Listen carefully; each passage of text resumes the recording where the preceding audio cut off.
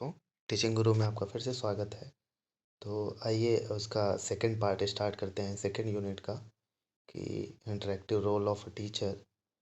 तो इसके पहले का पहला पार्ट अपलोड हो चुका है यूनिट का, तो आप जाके अपने यूट्यूब चैनल पे देख सकते हैं, टीचिंग गुरु पे।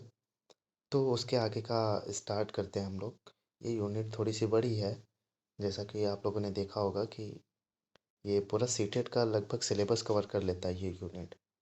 और आप इसको एक बार ज़रूर पढ़िए, इस वीडियो को रिपीट करके देखिए। जैसे आप पीस पढ़ने बैठने बुक पढ़ने बैठेंगे तो थोड़ा-सा आपको बोरिंग लगेगा, और आप ये वीडियो के माध्यम से देख के आराम से सुन के पढ़िए, मज़े से पढ़िए, बहुत अच्छा लगेगा आपको। तो आइए स्टार्ट करते हैं।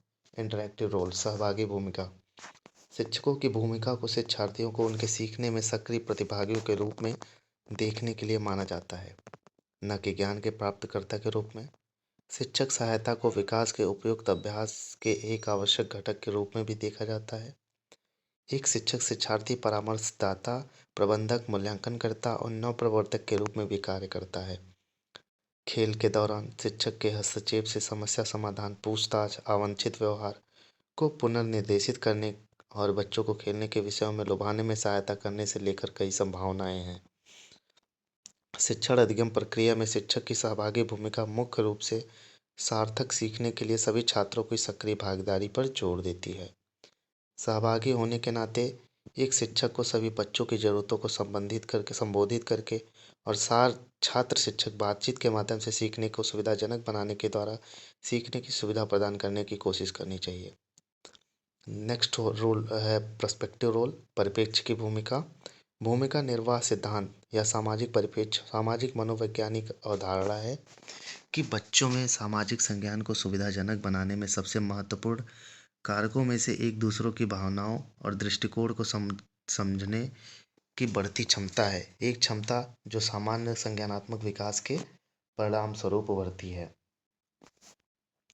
भूमिका निर्वाह की क्षमता में किसी अन्य व्यक्ति के दृष्टिकोण के संज्ञानात्मक और भावात्मक, यानी मूड, भावनाओं और दृष्टिकोण से संबंधित पहलुओं को समझना शामिल है,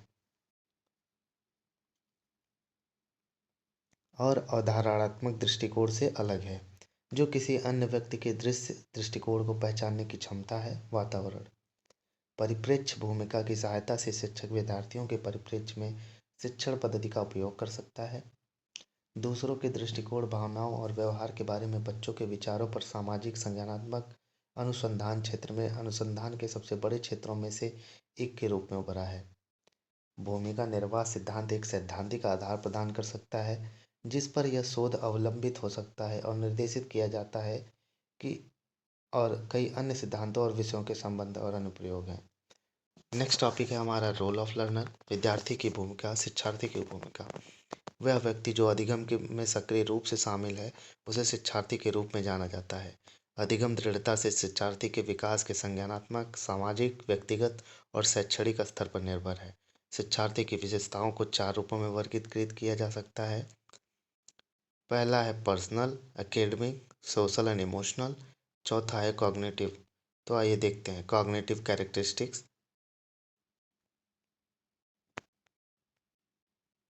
एक शिक्षार्थी एक ऐसा व्यक्ति है जो मानसिक, शारीरिक और शैक्षणिक, सामाजिक या भावनात्मक स्तरों के क्षेत्र में कुछ व्यवहारिक, सैद्धांतिक, कुशल गतिविधि सीखने के लिए उत्सुक है। सीखने वाला खुद के वरिष्ठों के मार्गदर्शन और पर्यावरण के साथ बातचीत करके सीख सकता है, लेकिन सीखने की जिज्ञासा और उत्साह सीखने का कारण होता है। तो पहला है कॉग्निटिव कैरेक्टरिस्टिक, संज्ञानात्मक लक्षण। शिक्षार्थियों की संज्ञानात्मक विशेषताओं को स्मृति, मानसिक दबाव, समस्याओं को हल करने, बौद्धिक कौशल, याद रखने, व्यवस्थित करने और मस्तिष्क में जानकारी संग्रहीत करने के रूप में वर्णित किया जा सकता है।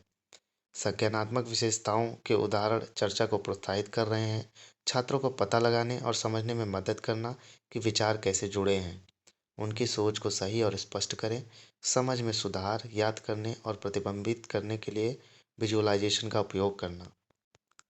इमोशनल कैरेक्टरिस्टिक्स, भावनात्मक लक्षण।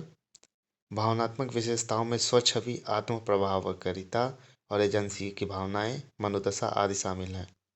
भावनात्मक विशेषताओं के उदाहरण हैं समूह संरचना, समूह में आत्म छवि, समूह के भीतर व्यक्ति का स्थान, समाज क्षमता और स्थिरता। तीसरा है शैक्षणिक लक्षण। शैक्षणिक विशेषताओं में शिक्षा प्रकार, ज्ञान और शिक्षा स्तर शामिल है। सामाजिक स्तर, सामाजिक विशेषताएं। सामाजिक विशेषताएं समूह या व्यक्ति से संबंधित होती हैं। शैक्षणिक विशेषताओं के उदाहरण हैं जैसे सीखने के लक्ष्य, एक व्यक्ति या एक समूह के पूर्व ज्ञान, शैक्षिक प्रकार और शैक्षिक स्तर। सामाजिक विशेषताओं के उदाहरण हैं समूह संरचना, एक समूह के भीतर व्यक्ति का स्थान, रिश्तों के साथ सामाजिकता, भावनात्मक संतुलन। सामाजिक और भावनात्मक विशेषताओं को परस्पर जोड़ा जाता है, जिसे पूरी तरह से अलग नहीं किया जा सकता है। शिक्षार्थियों की विशेषताएं और उनके विवरण निम्नानुसार हैं। पहला है अकादमिक विशेषताएं। शिक्षार्थी जरूरत पड़ने पर अपने पाठ्यक्रम में विभिन्न विषयों का चयन करता है। दूसरा है सोशल कैरेक्टरिस्टिक, सामाजिक विशेषताएं। शिक्षार्थी साथियों की एक टीम के सदस्य के रूप में काम करता है। तीसरा है इमोशनल कैरेक्टरिस्टिक्स, भावनात्मक विशेषताएं। शिक्षार्थी अपने वर्ग के सदस्यों की पसंद नापसंद में स्पष्ट व्यक्तिगत मतभेदों का सम्मान करना शुरू कर देता है। कॉग्निटिव कैरेक्टरिस्टिक्स, शिक्षार्थी प्रासंगिक संदेशों को सही ढंग से कूट लेखन और कूट वाचन करता है। आइए हम अपने नेक्स्ट टॉपिक पे चलते हैं, चॉइस ऑफ टीचिंग मेथड, शिक्षण विधियों का विकल्प। शिक्षण अधिगम प्रक्रिया का मुख्य उद्देश्य शिक्षार्थियों को विभिन्न प्रकार की अधिगम अनुभव प्रदान करना है। इस उद्देश्य के लिए एक शिक्षक ज्ञान को एक आनंददायक और दिलचस्प तरीके से संपादित करने के लिए विभिन्न रणनीतियों और तरीकों को तैयार करता है। इन तरीकों में से प्रत्येक दूसरों के लिए कुछ लाभ हैं। शिक्षण की विधियों के प्रकार दो प्रकार की होती है, teacher centre method, learner centre method. तो पहला है टीचर सेंटर मेथड। शिक्षक सक्रिय है और अधिगम प्रक्रियाओं को निर्देशित करता है।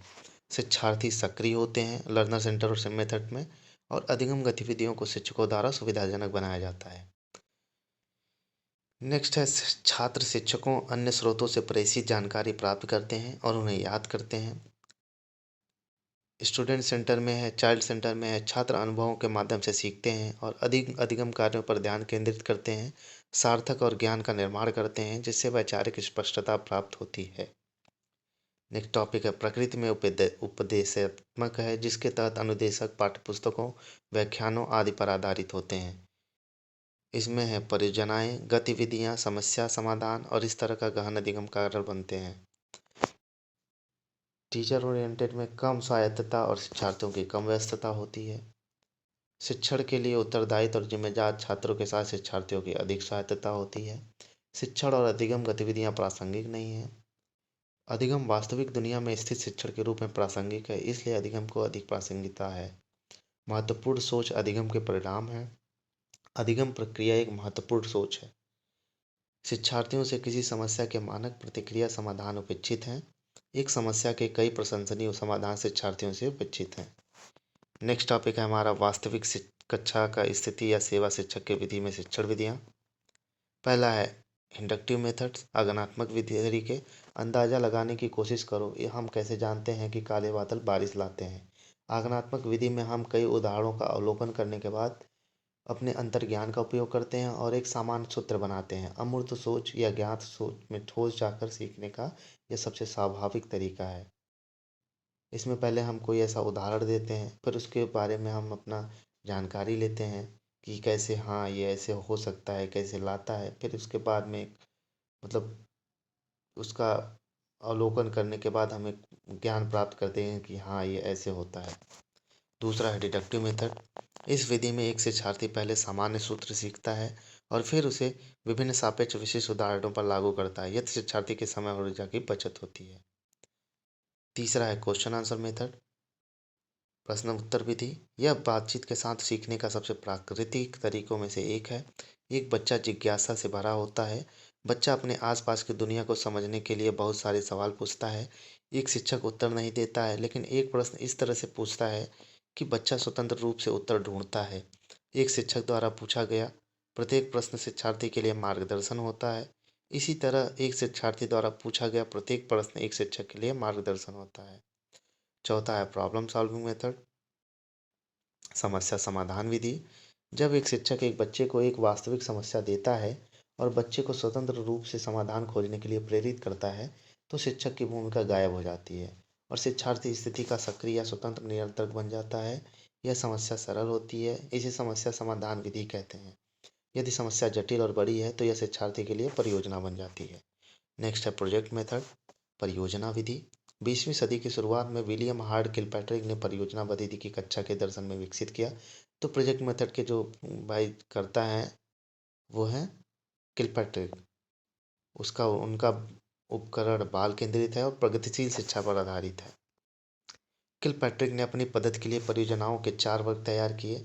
निर्माण जैसे नाटक लिखना, आनंद जैसे संगीत कार्यक्रम का अनुभव करना, और समस्या उदाहरण के लिए गरीबी जैसे जटिल सामाजिक समस्या पर चर्चा करना, और विशिष्ट शिक्षा कौशल सीखना जैसे तैरना। छठवां है डिस्कशन मेथड, चर्चा विधि। इस विधि में छात्रों द्वारा विभिन्न स्थितियों या समस्याओं पर लिए गए विचार शिक्षक प्रेरित करने और नियंत्रित करने के लिए ओपन एंडेड प्रश्न और निर्देशक प्रदान करता है। नेक्स्ट है डिमॉन्स्ट्रेशन, प्रदर्शन। यदि कोई सीखने का कार्य जोखिम भरा हो या सीखने के लिए जटिल है तो शिक्षक प्रत्येक चरण को प्रदर्शित करता है और समझाता है और छात्रों को संदेह को दूर करता है यदि कोई हो। आठवां है फील्ड ट्रिप। फील्ड ट्रिप या भ्रमण छात्रों द्वारा प्रत्यक्ष अनुभव प्राप्त करने और प्रत्यक्ष डेटा एकत्र करने की एक यात्रा है। नेक्स्ट है ह्यूरिस्टिक और डिस्कवरी मेथड, जिसको हम अनुमानी या खोज विधि कहते हैं।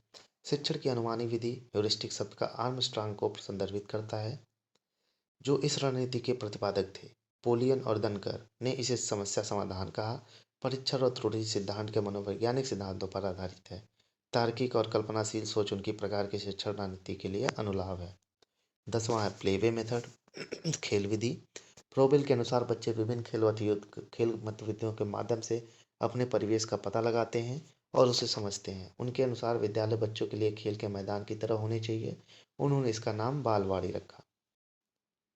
11वां है मॉन्टेसरी मेथड, मॉन्टेसरी पद्धति। यह विधि गतिविधि और सहयोगी खेल पर स्व शिक्षण हाथ पर आधारित है। एक शिक्षक उपयुक्त गतिविधियों और बच्चों को प्रदान करता है। 12वां है डाल्टन मेथड। डाल्टन विधि अमेरिका शिक्षक हेलेन पार्क्स ने 20वीं शताब्दी की शुरुआत में डाल्टन योजना के तत्कालीन वर्तमान शैक्षणिक और तत्कालीन समान तरीके से कक्षा प्रबंधन में सुधार करने के लिए विकसित किया था। वह शिक्षक केंद्रित लॉक स्टेप शिक्षण को तोड़ना चाहती थी। अपने पहले प्रयोग के दौरान, जिसे उन्होंने 1904 में एक युवा शिक्षक के रूप में एक छोटे प्राथमिक विद्यालय में लागू किया, उन्होंने देखा कि जब छात्रों को निर्देशन और आत्मगति की स्वतंत्रता दी जाती है और एक दूसरे की मदद करने के लिए उनकी प्रेरणा काफ़ी बढ़ जाती है और वे कुछ सीखते हैं और ज़्यादा। 1921-22 में पार्खस ने द टाइम्स एजुकेशनल सप्लीमेंट और अपनी पुस्तक education on the Dalton plan में प्रकाशित लेखों की एक श्रृंखला में डाल्टन योजना के सिद्धांतों की व्याख्या की।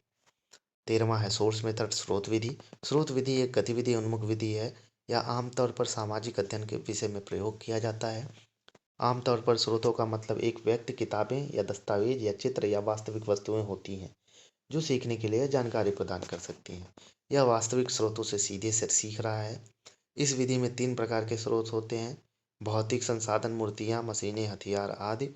दूसरा है ओरल रिसोर्सेज, मौखिक संसाधन, गीत, लोक कथाएं, परंपराएं, रीति रिवाज आदि। तीसरा है लिखित और मुद्रित संसाधन, रिकॉर्ड, रिपोर्ट, पत्र आदि। चौथा है role play and dramatization method, role play और ड्रामा करके सीखना। अध्ययन और चर्चा के लिए एक विशिष्ट स्थिति प्रस्तुत करने के लिए भूमिका निभाना। सामाजिक नाटक या रचनात्मक नाटकों का उपयोग किया जाता है। कोई स्क्रिप्ट तैयार नहीं है या पूर्वाभ्यास नहीं किया जाता है। बोलने वाले भागों को याद नहीं किया जाता है और न्यूनतम गुणों का उपयोग किया जाता है। रोल प्ले स्थिति को वास्तविक जीवन से कक्षा में लाने का एक तरीका है।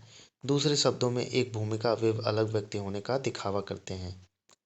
एक ऐसी स्थिति जिसमें वे भूमिका और स्थिति दोनों के कुछ अलग करने का दिखावा करते हैं। रोल प्ले में छात्र सुधार करते हैं कि स्थिति निश्चित है, लेकिन जैसे जैसे वे आगे बढ़ते हैं वे ठीक ठीक बना लेते हैं।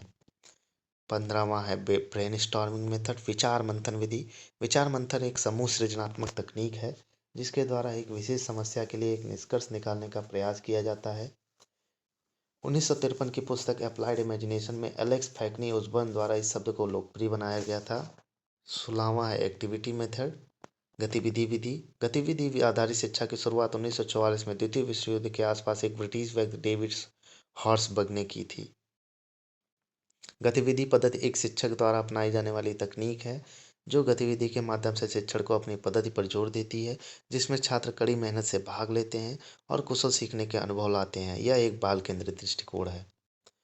चलिए आइए अपने नेक्स्ट टॉपिक पे चलते हैं, कक्षा का वातावरण, क्लासरूम एनवायरनमेंट। कक्षा का वातावरण उन महत्वपूर्ण कारकों में से एक है जो अर्थपूर्ण अधिगम के लिए उत्तरदायी है और अधिगम के लिए आधिपत्य के लिए भी उत्तरदायी है। कक्षा का वातावरण अधिगम और अवधारणा के प्रति छात्र की रुचि और जिज्ञासा को तय करता है। आइए कक्षा का वातावरण कैसा होना चाहिए उसके बारे में पढ़ते हैं। उच्च छात्र सहभागिता और भागीदारी पर ध्यान केंद्रित करने वाला होना चाहिए, सहभागी एवं सहयोगी होना चाहिए। शिक्षार्थी यह भी जानते हैं कि कक्षा का वातावरण सकारात्मक होने पर उन्हें व्यक्तिगत रूप में महत्व दिया जाता है। नेक्स्ट है, छात्रों को अन्वेषण करने और सीखने के लिए पर्याप्त स्वतंत्रता प्रदान की जानी चाहिए। नेक्स्ट है, सभी व्यक्तियों को उनकी आवश्यकताओं के अनुसार महत्व दिया जाता है, न कि उनके रूप, व्यक्तित्व और उपलब्धियों के अनुसार महत्व दिया जाता है। केवल उत्पाद की तुलना में पूरी प्रक्रिया को अधिक महत्व देना चाहिए। नेक्स्ट है, फैसिलिटेटिंग एंड फ्री, सुगम एवं मुक्त होना चाहिए। कैरेक्टरिस्टिक्स ऑफ द इफेक्टिव, एक प्रभावी कक्षा मतलब एक इफेक्टिव कक्षा मतलब कौन से प्रभावी कक्षा की विशेषताएं क्या है उसके बारे में पढ़ते हैं। स्टूडेंट एंगेजमेंट, छात्र संलग्नता। एक अच्छी तरह से प्रबंधित कक्षा छात्रों को हर समय अधिगम प्रक्रिया में व्यस्त रखेगी, मतलब उनको हर समय एंगेज रखेगी कि बच्चे ये करिए, कुछ कुछ काम में कुछ में लगे रहेंगे हमेशा। छात्र अधिगम प्रक्रिया में शामिल होते हैं, जो छात्रों में उच्च स्तर के सोच कौशल को बढ़ावा देने में सहायता करते हैं। सृजनात्मक रूप से शिक्षण अर्थात रुचिकर पाठ और गतिविधियां छात्र जुड़ाव का एक प्रमुख कारण हो सकती हैं। नेक्स्ट है, क्लियर एक्सपेक्टेशन, स्पष्ट अपेक्षाएं। एक अच्छी तरह से प्रबंधित कक्षा में कक्षा के उद्देश्यों जैसी अपेक्षाएं स्पष्ट होती हैं। छात्र उस सामग्री को जानते हैं जिस पर उनका परीक्षण किया जाएगा। साथ ही साथ विभिन्न गद्यकार के लिए शिक्षक की अपेक्षाएं जिन पर उन्हें वर्गीकृत किया जाएगा। यह सुनिश्चित करने का एक अच्छा तरीका है कि छात्र कक्षा के उद्देश्यों के बारे में स्पष्ट है। प्रत्येक पाठ की शुरुआत में बोर्ड पर दैनिक कार्यों को लिखा जाना चाहिए। साथ ही किसी भी परीक्षा की तारीखों ऐसी जगह पर लिखी जानी चाहिए जिसे छात्र नियमित रूप से देख सकें। नेक्स्ट है, इफेक्टिव टाइम मैनेजमेंट, प्रभावी समय प्रबंधन। छात्र को पता है कि कक्षा में कौन से क्षेत्र उनके लिए सुलभ हैं, साथ ही साथ कक्षा में सामग्री कहाँ रखी गई है। नेक्स्ट है, पॉजिटिव एनवायरनमेंट, सकारात्मक वातावरण। सकारात्मक कक्षा वातावरण एक अच्छी तरह से प्रबंधित कक्षा की मुख्य विशेषताओं में से एक है। छात्र शिक्षक से प्रश्न पूछने में सहज होते हैं और एक जीवंत छात्र शिक्षक संपर्क में पाया जाता है। एक अच्छा कार्य प्रवाह और सकारात्मक वातावरण सुनिश्चित करने के लिए कक्षा का वातावरण भी तनाव मुक्त होना चाहिए। सहयोगात्मक और सहकारी वातावरण छात्रों को मिश्रित क्षमताओं को प्रोत्साहित करते हैं। चलिए नेक्स्ट पे चलते हैं, फर्म डिसिप्लिन, दृढ़ अनुशासन। छात्रों के पास स्पष्ट और दृढ़ दिशा निर्देश होने चाहिए जिन पर कक्षा में अनुशासित रहने और एक कुशल कार्य प्रवाह को प्रोत्साहित करने के लिए व्यवहार की अनुमति प्राप्त हो। छात्रों को कक्षा में उन्हें और दूसरों को प्रोत्साहित करने में मदद करने के लिए उपयुक्त व्यवहार और अच्छे काम के लिए सकारात्मक पुनर्बलन दिया जाना चाहिए और प्रशंसा भी की जानी चाहिए। नेक्स्ट आ गए हम कक्षा के वातावरण के प्रकार, टाइप्स ऑफ क्लासरूम एनवायरमेंट्स। पहला है दुष्क्रिया, डिसफंक्शनल। शिक्षक और छात्र नियंत्रण के लिए संघर्ष करते हैं, महसूस करना असहज है, शैक्षणिक कार्य को बनाए रखना मुश्किल है। दूसरा है एडिक्वेट, पर्याप्त। कुछ शैक्षणिक कार्य को पूरा करने के लिए बुनियादी स्तर क्रम, फिर भी तनाव रुकावट आम। ऑर्डरली, रिस्ट्रिक्टिव, व्यवस्थित नियंत्रित, आसानी से चलाएं, अत्यधिक प्रबंधित, दिनचर्या कड़ी होती है, निर्देशात्मक रणनीतियों की सीमित सीमा। चौथा है ऑर्डरली फ्लेक्सिबल, व्यवस्थित लचीला, आसानी से चलाएं, ढीले नहीं, संरचनाओं द्वारा विशेषता, निर्देशात्मक रणनीतियों और कक्षा दिनचर्या की विस्तृत श्रृंखला है। एन इफेक्टिव क्लासरूम, एक प्रभावी कक्षा एक ऐसी कक्षा है जहां छात्र सक्रिय रूप से विभिन्न गतिविधियों में भाग ले रहे हैं और साथ ही शिक्षक के साथ बातचीत कर रहे हैं। पूरी तरह से शिक्षक केंद्रित कक्षा जहां छात्र शिक्षक द्वारा दिए गए ज्ञान के निष्क्रिय प्राप्तकर्ता के रूप में बैठते हैं, यह एक प्रभावी कक्षा वातावरण का संकेत नहीं देता है। नेक्स्ट है, एक प्रभावी कक्षा वातावरण का सार जीवंत छात्र शिक्षक बातचीत है, क्योंकि कक्षा जीवंत महसूस करती है और एक ऐसा वातावरण जिसमें छात्र सीख सकते हैं केवल वही बनाया जा सकता है जहां छात्र हमेशा सक्रिय रूप से शिक्षण अधिगम की प्रक्रिया में भाग लेते हैं। शिक्षक को न केवल छात्रों के मन में पाठ चर्चा को संचालित करने पर ध्यान देना चाहिए, बल्कि उन शंकाओं को भी देखना चाहिए जो छात्र शिक्षक से पूछते हैं। प्रभावी अधिगम तभी होता है जब शिक्षक और छात्र दोनों पक्षों की ओर से बातचीत होती है। यदि छात्रों को शिक्षक के साथ अंतःक्रिया करने और अपनी शंकाओं को दूर करने के लिए उचित अवसर और स्वतंत्रता दी जाए, तो छात्रों को एक युवा खोजकर्ता बनाया जा सकता है। चूंकि छात्रों को मस्तिष्क बहुत छोटा होता है, इसलिए उन्हें कई संदेह होते हैं। यदि शिक्षक के साथ उनकी बातचीत प्रतिबंधित है और उनके मन में संदेह बना रहता है, तो ये विषय के बारे में रुचि और जिज्ञासा खो सकते हैं। कक्षा के वातावरण को उच्च छात्र संलग्नता और भागीदारी पर ध्यान केंद्रित करना चाहिए। सहयोगी और सहभागी होना चाहिए।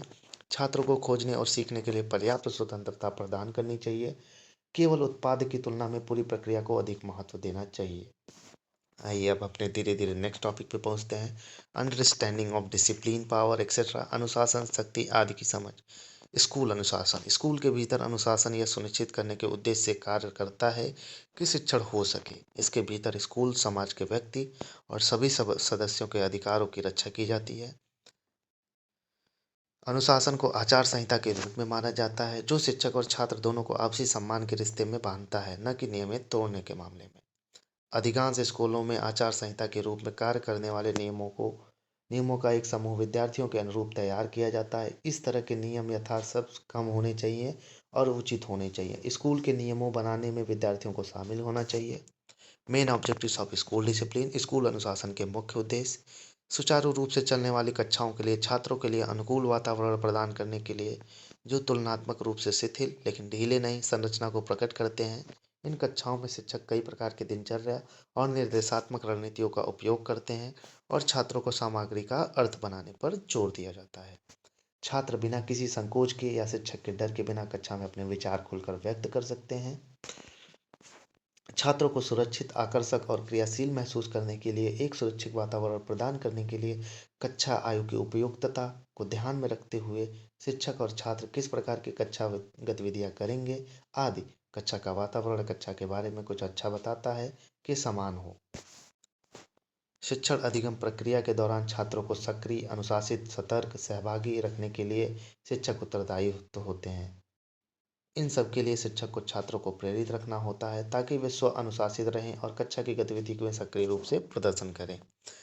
एक व्यापक अर्थ में अनुशासन मुख्य रूप से आत्म अनुशासन को दर्शाता है, जो एक ऐसी प्रक्रिया से है जिसके द्वारा एक छात्र अपने स्वयं के उद्देश्यों या दूसरों की आवश्यकताओं के अनुरूप अपने व्यवहार को विनियमित रूप से करने के लिए आता है। नेक्स्ट टॉपिक है management of discipline in school. विद्यालयों के अनुशासन का प्रबंधन। विद्यालयों के अनुशासन बनाए रखने के लिए छात्रों को उनके व्यवहार के लिए उत्तरदायी महसूस कराना आवश्यक है। अनुशासनहीन बच्चा अपने व्यवहार में विलंब, शोर शराबा, अनादर, अवज्ञा, उदासीनता और छल आदि को दर्शा सकता है। शिक्षक बच्चों के व्यवहार को आसानी से देख सकते हैं और कक्षा में अनुशासनहीन छात्रों की पहचान कर सकते हैं। कक्षा के अनुशासनहीन छात्रों की पहचान करने के बाद शिक्षक को उनकी अनुशासनहीनता के कारण को ज्ञात करना होता है और छात्रों को उत्पादक गतिविधियों में शामिल करके इसे दूर करने का प्रयास करना होता है। जो छात्र किसी गतिविधि में शामिल नहीं होता वह कक्षा को अशांत कर सकता है। अतः शिक्षक को कक्षा में अनुशासनहीनता को दूर करने के लिए सभी छात्रों को शिक्षण अधिगम प्रक्रिया में सक्रिय रूप में से शामिल करना चाहिए। अनुशासनहीनता कक्षा में प्रतिकूल शारीरिक स्थितियों, शैक्षणिक विफलता के कारण हो सकती है और अनुशासनहीनता के कुछ शिक्षक जनित कारण खराब शिक्षण, अशिष्ट व्यवहार, भेदभावपूर्ण उपचार और छात्रों की समस्याओं को प्रति उदासीनता है। नेक्स्ट है क्लासरूम डिसिप्लिन, कक्षा अनुशासन। अनुशासन को अवांछित व्यवहारों को सही करने के लिए दंड का उपयोग करके नियमों या मानदंडों का पालन करने के लिए दूसरों को सिखाने के अभ्यास के रूप में परिभाषित किया जाता है। कक्षा में एक शिक्षक अनुशासन का उपयोग यह सुनिश्चित करने के लिए करता है कि दिनचर्या बनी रहे, विद्यालय के नियम लागू हों और छात्र सुरक्षित अधिगम के परिवेश में हों। जबकि अनुशासन शब्द नकारात्मक लगता है, अनुशासन का उपयोग करने का लक्ष्य छात्रों को व्यक्तिगत और शैक्षणिक जीवन के लक्ष्यों को प्राप्त करने में मदद करने के लिए छात्रों की सीमाओं और प्रतिवर्ष को सिखाना है। Classroom management to maintain discipline, अनुशासन बनाए रखने के लिए कक्षा प्रबंधन। शिक्षकों के पास कक्षा के नियम होने चाहिए। उपेक्षाओं की एक सूची होना महत्वपूर्ण है, जैसे कि कक्षा के नियम या तो एक दीवार पर या एक पाठ्यक्रम में पोस्ट किए जाते हैं ताकि यह सुनिश्चित हो कि छात्र को यह समझना है कि उनसे क्या अपेक्षित है। दैनिक दिनचर्या भी महत्वपूर्ण है। नियमित छात्रों को प्रत्येक दिन के लिए प्रतिबद्ध करना अच्छे व्यवहार, जिम्मेदारी और सर्वोत्तम अभ्यास के सुदृढ़ करने में मदद करने की एक अच्छी विधि है। आयु के स्तर के आधार पर यह सब कुछ अलग रूप से दिख सकता है। अधिकांश समय विद्यार्थी बोरियत, वियोग या ध्यान आकर्षित करने के कारण बुरी तरह से कार्य करते हैं। हालांकि यह कठिन है। कोशिश कीजिए कि अपराधी को अपना अधिक ध्यान न दें। अपराधी के साथ उचित रूप से और आचार संहिता के अनुसार व्यवहार करें। अच्छा कक्षा अनुशासन उन पाठों के साथ साथ चलता है जो आपके विद्यार्थियों के रुचियों को ग्रहण करते हैं। अपने छात्रों और उनकी रुचियों को जानिए ताकि आप पाठों को उनके लिए यथासंभव आकर्षक बनाने के लिए तैयार कर सकें। एक बार जब एक शिष्य को अपने कार्यों का परिणाम भुगतना पड़ता है तो बुरे व्यवहार पर ध्यान देने का अर्थ नहीं है। कोई भी छात्र स्वाभाविक रूप से बुरा नहीं होता और यह महत्वपूर्ण है कि आपके छात्र प्रत्येक दिन एक नए दृष्टिकोण के साथ विद्यालय आएं। अपने विद्यार्थियों को यह स्पष्ट कीजिए कि आप रूपक स्लेट को प्रतिदिन साफ करते हैं और प्रत्येक दिन प्रत्येक किसी को एक नया मौका मिलता है। निष्कर्ष। एक अच्छी तरह से अनुशासित कक्षा का अर्थ एक अधिक सकारात्मक अधिगम का परिवेश है। अनुशासन के बिना शिक्षा पूर्ण नहीं हो सकती। यदि छात्र लगातार शिक्षक को बाधित करते हैं तो कक्षा के अन्य लोग प्रभावित होते हैं। यदि कोई छात्र नियमों का पालन नहीं करता है और कक्षा कार्य का अधिकार पूर्ण नहीं करता है तो वह छात्र मूल्यवान अधिगम के अवसरों को से चूक रहा है। अनुशासन का लक्ष्य यह सुनिश्चित करना है कि प्रत्येक छात्र अपनी शिक्षा से सबसे अधिक प्राप्त करें। अनुशासन लाने के लिए कक्षा नियम बनाना अच्छा है, लेकिन सभी छात्र उनका उचित रूप से पालन कर रहे हैं। इसकी निगरानी शिक्षक द्वारा की जानी चाहिए। अच्छे व्यवहार को पुरस्कृत करने से छात्रों के नियमों का पालन करने और ठीक से व्यवहार करने के लिए प्रोत्साहित किया जा सकता है। लेकिन सभी अपने व्यवहार में अच्छे नहीं होते हैं, अतः कक्षा में अनुशासन बनाए रखने के लिए यह आवश्यक है कि विद्यार्थियों के व्यवहार पर लगातार नजर रखी जाए और कक्षा के नियमों का पालन किया जाए। नेक्स्ट टॉपिक है हमारा अधिगम को प्रभावित करने वाले कारक और उनके लिए निहितार्थ। कक्षा निर्देश डिजाइन करना, छात्र गतिविधियों की योजना बनाना, स्कूल में सीखने की जगह बनाना। अधिगम एक ऐसी प्रक्रिया है जिनके द्वारा अनुभव या प्रशिक्षण के माध्यम से व्यवहार को संशोधित या परिवर्तित किया जाता है। इस प्रकार अधिगम प्रतिक्रिया क्षमता में एक अपेक्षाकृत अस्थायी परिवर्तन है जो प्रबलित अभ्यास के कार्य के रूप में होता है। शिक्षक से संबंधित अधिगम को प्रभावित करने वाले कारक। मनोवैज्ञानिक कारक। मनोवैज्ञानिक कारक अधिगम की प्रक्रिया में लगे व्यक्तियों के लिए विशिष्ट होते हैं। इन कारकों के बारे में गहन ज्ञान और समझ बच्चों के बीच शिक्षा प्रदान करने और मार्गदर्शन करने में शिक्षकों और अभिभावकों के लिए बहुत आवश्यक है। बुद्धि। दूसरा है बुद्धि। इस सामान्य क्षमता में कई विशिष्ट क्षमताएं होती हैं जिसमें एक नए परिवेश में अनुकूलनशीलता या वर्तमान परिवेश में परिवर्तन, ज्ञान की क्षमता और इसे प्राप्त करने की क्षमता, तर्क और विचार के लिए क्षमता और रिश्तों को समझने की क्षमता, क्षमता मूल्यांकन और आकलन, मूल और उत्पादक विचार की क्षमता शामिल होती है। नेक्स्ट है अभिप्रेरणा, मोटिवेशन। अभिप्रेरणा को किसी एक ऐसी चीज के रूप में माना जा सकता है जो किसी व्यक्ति को कुछ विशिष्ट लक्ष्यों या उद्देश्यों की प्राप्ति के लिए किसी विशेष समय में कार्य करने या व्यवहार करने के लिए प्रेरित करती है, मजबूत करती है और सक्रिय करती है। प्रेरणा को औपचारिक रूप से एक आंतरिक स्थिति के रूप में परिभाषित किया जा सकता है जो व्यवहार को उत्तेजित करता है, निर्देशित करता है, बनाए रखता है। नेक्स्ट है अधिगम की तत्परता के लिए परिपक्वता। दूसरे शब्दों में किसी विशेष कौशल या कार्य को सीखने के लिए सीखने वालों को पर्याप्त परिपक्व होना चाहिए। इसका मतलब है कि प्रत्येक व्यक्ति के लिए एक विशिष्ट कौशल या आसानी और दक्षता के साथ एक अवधारणा अधिगम का इष्टतम या सबसे उपयुक्त समय होता है। नेक्स्ट है इमोशंस, भावनाएं। भावनाएं वह है जो हमारे जीवन को रंग देती हैं और हमें जीवन के सभी दुखों और दुखों का अनुभव करने देती हैं। यदि किसी व्यक्ति में कोई भावनाएं नहीं है तो वह अपने जीवन को सामान्य तरीकों से जीने के मामले में अपंग हो जाता है। नेक्स्ट है इंटरेस्ट, रुचियाँ। सैद्धांतिक रूप से एक रुचि को व्यक्ति की कुछ अंतर्निहित जरूरतों से उपजी या अधिग्रहित मकसद के रूप में परिभाषित किया जा सकता है जो उसे उसकी आंतरिक जरूरत संरचना को बनाए रखने, संतुष्ट करने के लिए उसे कार्य करने के लिए प्रेरित करता है। नेक्स्ट है एटीट्यूड्स, दृष्टिकोण। हमारे पास कई पसंद और नापसंद और विश्वास और राय जो हमें कुछ तरीकों से व्यवहार करने के लिए प्रेरित करते हैं। उदाहरण के लिए हम सोच सकते हैं कि वरिष्ठ माध्यमिक स्तर पर विज्ञान का अध्ययन बहुत कठिन है। ये पूर्वकल्पित विचार और धारणाएं हैं जो हमारे मानस में मौजूद हैं और जिन्हें हमारे दृष्टिकोण के रूप में कहा जा सकता है। नेक्स्ट टॉपिक है हमारा सेल्फ कॉन्सेप्ट, स्व संकल्पना। यह दर्शाता है कि कोई व्यक्ति खुद के बारे में क्या महसूस करता है, खुद को अपनी क्षमताओं के प्रदर्शन और हासिल करने के लिए।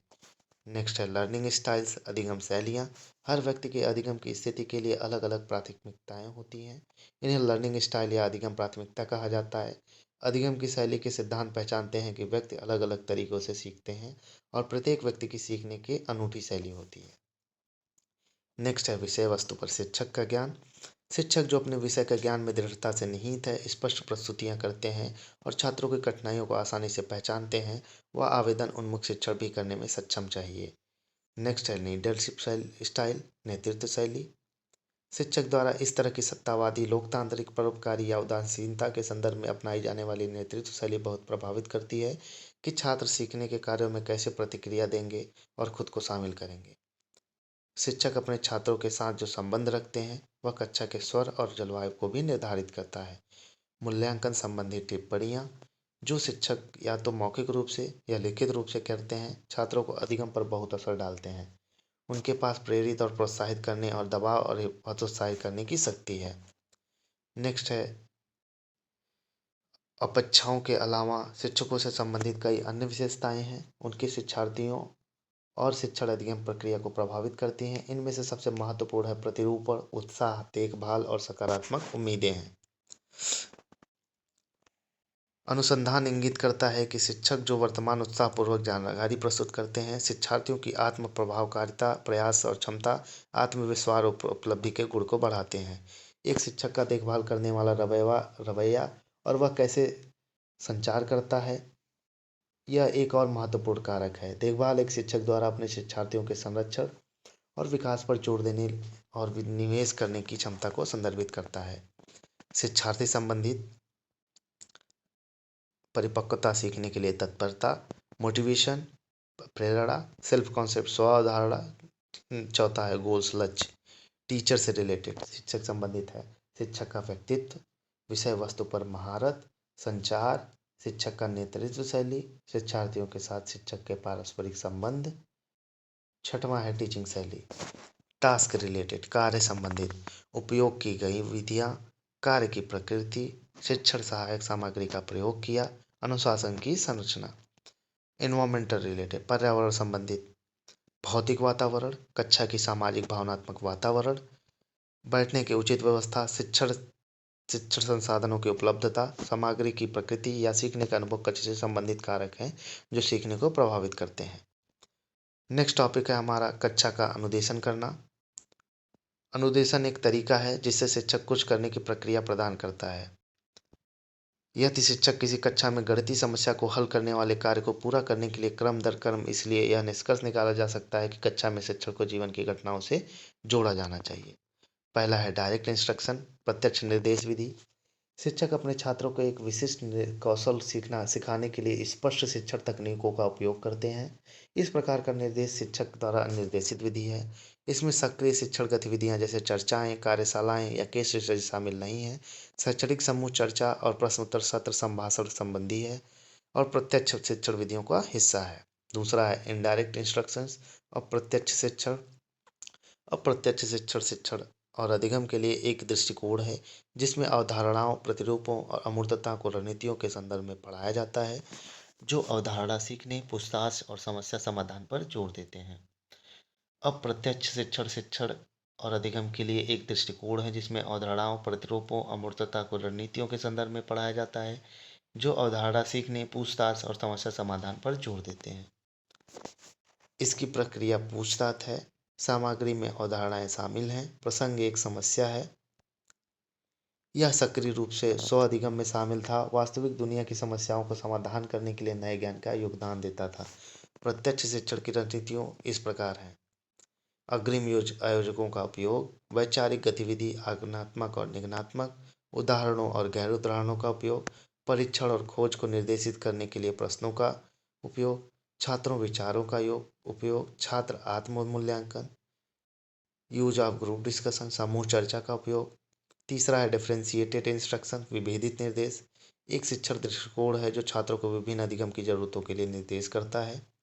विभेदित निर्देश, जिसे विभेदित अधिगम के रूप में भी जाना जाता है, यह शिक्षा में सामान्य विभेदीकरण प्रभावी शिक्षण के लिए एक रूपरेखा या दर्शन है जिसमें सभी छात्रों को कक्षा के शिक्षार्थियों के समुदाय अक्सर एक ही कक्षा में नई जानकारी के विषय वस्तु प्राप्त करने में, संदर्भ में समझने, प्रसंस्करण, निर्माण या विचारों की समझ बनाना और शिक्षण विषय वस्तु और मूल्यांकन उपायों को विकसित करने के लिए विभिन्न रूपों की एक श्रृंखला प्रदान करना शामिल है, ताकि कक्षा के भीतर सभी छात्र अपनी क्षमता से भिन्नता की परवाह किए बिना प्रभावी ढंग से सीख सकें। छात्र संस्कृति, SES, भाषा, लिंग, प्रेरणा, क्षमता, अक्षमता, अधिगम की शैली, व्यक्तिगत रुचियाँ और बहुत कुछ भिन्न होते हैं और शिक्षकों को इनके बारे में पता होना चाहिए, क्योंकि वे पाठ्यक्रम के अनुसार योजना बनाते हैं। अधिगम की विभिन्न आवश्यकताओं पर विचार करके शिक्षक व्यक्तिगत निर्देश विकसित कर सकते हैं, ताकि कक्षा के सभी बच्चे प्रभावी ढंग से सीख सकें। संपूर्ण समूह को एक तरह से पढ़ाने के बजाय एक व्याख्यान की तरह एक शिक्षक विभिन्न विधियों का एक समूह में उपयोग करता है। इसमें छोटे समूह में एक या एक सत्र में छात्रों को पढ़ाना शामिल हो सकता है। चौथा है व्यक्तिगत निर्देश। व्यक्तिगत निर्देश शिक्षण की एक विधि है जिसमें सामग्री, निर्देशात्मक तकनीक और सीखने की गति प्रत्येक शिक्षार्थी की क्षमताओं और रुचियों पर आधारित होता है। व्यक्तिगत निर्देश एक विशेष शिक्षार्थी की ज़रूरतों को पूरा करने के लिए रणनीतियों, संसाधनों और आकलन के उपयोग को संदर्भित करता है। व्यक्तिगत निर्देश आवश्यक है क्योंकि प्रत्येक छात्र अलग तरह से सीखता है। सभी विद्यार्थी अलग अलग तरीकों से प्रतिभाशाली हैं। विशेष आवश्यकता वाले बच्चों को शिक्षित करना यह बच्चे को अनूठी शैक्षिक आवश्यकताओं को पूरा करने के लिए है। शिक्षण के लिए सभी छात्रों तक पहुंचने के लिए अलग अलग और व्यक्तिगत निर्देश की आवश्यकता होती है।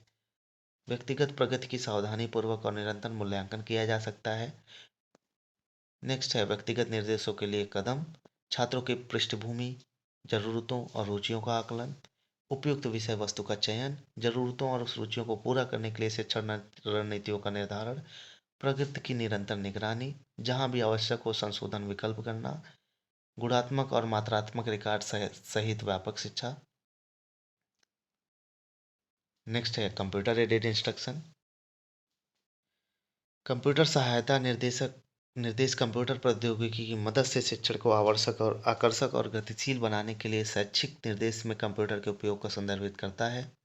यह स्वतंत्र अध्ययन, संदर्भ सामग्री की एक विस्तृत श्रृंखला और भाषा सीखने में उपलब्धि के बारे में तत्काल प्रतिक्रिया के अवसर प्रदान करता है।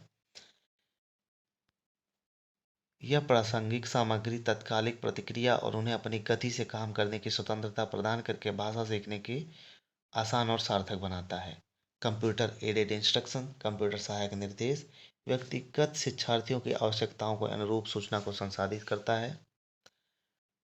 व्यक्तिगत शिक्षार्थियों को अत्यधिक व्यक्तिगत सीखने का अनुभव प्रदान करता है। व्यक्तिगत शिक्षार्थियों को अत्यधिक व्यक्तिगत सीखने का अनुभव प्रदान करता है। जानकारी की एक बड़ी मात्रा के माध्यम से व्यक्तिगत शिक्षार्थियों की ज़रूरतों को पूरा करता है। पहला है मॉडिफिकेशन इंस्ट्रक्शन, संशोधित निर्देश। छात्रों से जो सीखने की उम्मीद की जाती है उसमें संशोधन बदले जाते हैं।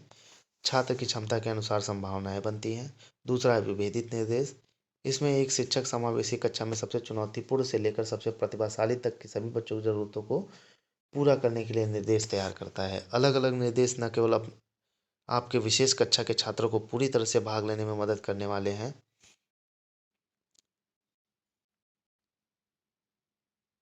नेक्स्ट है उपचारात्मक निर्देश। इसमें शिक्षक विभिन्न प्रकार के सीखने की कठिनाइयों वाले बच्चों के लिए विशेष शिक्षण रणनीतियों का उपयोग करता है। इसमें सीखने की क्षमताओं का निदान करने वाले छात्र भी शामिल हैं। व्यक्तिगत निर्देश। इस निर्देश में शिक्षक व्यक्तिगत छात्र की ज़रूरतों पर ध्यान केंद्रित करता है, न कि पूरी कक्षा पर ध्यान केंद्रित करता है। शिक्षण विशिष्ट है और एक समय में एक व्यक्ति की ज़रूरत को लक्षित करता है। हम अपने नेक्स्ट टॉपिक पर पहुंच गए हैं धीरे धीरे। नेक्स्ट टॉपिक है हमारा प्लानिंग स्टूडेंट एक्टिविटीज़, छात्र गतिविधियों की योजना बनाना। शिक्षण और अधिगम की गतिविधियों को अमूर्तता के विभिन्न स्तरों पर आयोजित किया जा सकता है। सरल मानसिक शक्तियों के उपयोग और अनुप्रयोग से लेकर सबसे जटिल तक ऐसे संगठनों को प्रतिष्ठित और शिक्षण के रूपों और स्तरों के रूप में चिह्नित किया जाता है। शिक्षण और अधिगम की गतिविधियों के 3 पहचानने योग्य स्तर हैं: स्मृति स्तर, अवबोध का स्तर और विमर्शी चिंतन स्तर। मॉरिस एल बिग्गी ने रूब्रिक के स्वायत्त विकास के तहत एक और स्तर जोड़ा है। शिक्षण और अधिगम के 4 स्तरों को निम्न तरीके से एक निरंतरता पर दिखाया जा सकता है। पहला है अंतर्निहित उद्देश्य, शिक्षण के स्तर। पहला है स्वायत्त विकास दर। स्वायत्त विकास दर छात्र केंद्रित रहे, स्वतंत्रता की भावना को बढ़ावा देने के लिए, आत्म भावनाओं को बढ़ावा देने के लिए छात्र के विचार या व्यवहार को कम या कोई नेतृत्व, निर्देशन, जबरदस्ती, परिचय या थोपना नहीं है। इस स्तर का स्पष्ट निहितार्थ यह है कि किसी भी प्रकार के औपचारिक शिक्षण की आवश्यकता नहीं है। नेक्स्ट है मेमोरी लेवल, स्मृति स्तर। स्मृति स्तर शिक्षण या अधिगम में सबसे कम विचारशील है। इस शिक्षण या अधिगम में स्मरण, मान्यता और प्रतिधारण पर विशेष रूप से जोर दिया जाता है। निर्देशात्मक व्यवस्था ऐसी है कि शिक्षार्थी को उसके द्वारा प्रस्तुत की गई सामग्री को कम करने में मदद मिलती है। इस प्रकार स्मृति स्तर शिक्षण और अधिगम में शिक्षक अपनी व्यवस्था के लिए क्विक रिकॉल, रिकग्निशन और रिटेंशन की प्रक्रिया में मदद या सहायता के लिए सामग्री चिन्हित करता है। द अंडरस्टैंडिंग लेवल, समझ का स्तर और बोध का स्तर। समझ का स्तर एक तथ्य के संबंध और उपकरणों का उपयोग को देखकर समझता है। शिक्षण का यह स्तर वह शिक्षण है जो छात्रों को सामान्यीकरण और विवरणों के बीच और सिद्धांतों और एकांत तथ्यों के बीच के संबंधों से परिचित कराना चाहता है, जो उन उपयोगों को दर्शाता है जिनके लिए सिद्धांतों को लागू किया जाता है। शिक्षण के एक रूप में व्याख्यात्मक समझ हार्वर्ड के सिद्धांत के द्वारा समर्थित है। इस सिद्धांत के अनुसार सीखने के 3 चरण निहित हैं। पहला मुख्य रूप से भावना गतिविधि का चरण है। दूसरा चरण स्मृति का है, जो पहले से निर्मित विचारों के सटीक प्रकृतियों की विशेषता है। तीसरा और उच्चतम स्तर वैचारिक सोच या समझ का है। शिक्षण एक उच्च व्यवस्थित और समझ के स्तर प्रस्तुतियों में सेट का आदेश दिया। मुख्य उद्देश्य संरचना की स्पष्टता के लिए विषय में गहराई और विकासशील अंतर्दृष्टि को जानना है। नेक्स्ट है विमर्शी चिंतन स्तर। विमर्शी चिंतन स्तर सब शिक्षक के साथ साथ शिक्षार्थी की ओर से विचारशीलता के उच्चतम स्तर का सूचक है। इस स्तर में मूल रूप से उन समस्याओं की समझ के लिए वैज्ञानिक पद्धति का उपयोग शामिल है जिनके साथ एक व्यक्ति का सामना होता है। इसमें 2 चरण होते हैं। पहला है प्रॉब्लम रेजिंग, समस्या उठाना। दूसरा है प्रॉब्लम सॉल्विंग, समस्या को सुलझाना।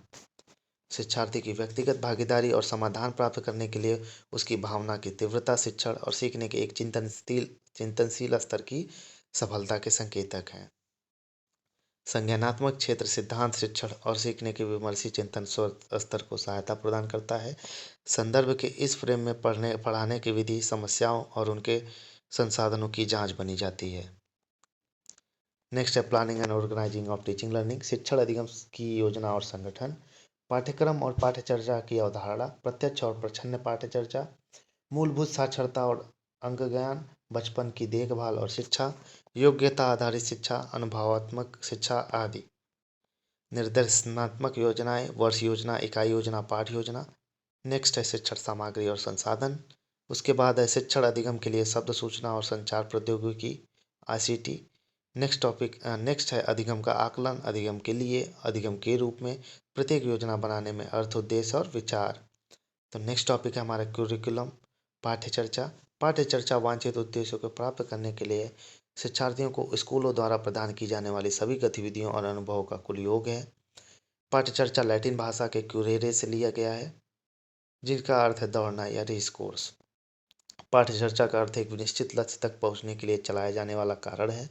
मुनरो के अनुसार पाठ्यचर्चा उन सभी अनुभवों का समावेश करती है जिनका उपयोग स्कूल द्वारा शिक्षा के उद्देश्यों को प्राप्त करने के लिए किया जाता है।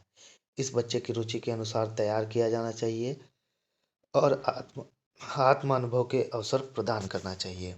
पाठ्यचर्चा को समग्र रूप से किसी व्यक्ति के अनुभव पर ध्यान केंद्रित करना चाहिए। पाठ्यचर्चा अपनी गतिविधियों और अनुभवों के रूप में समझ है। यह छात्रों के संज्ञानात्मक, भावात्मक और मनोप्रेरणा पक्ष के अनुसार है।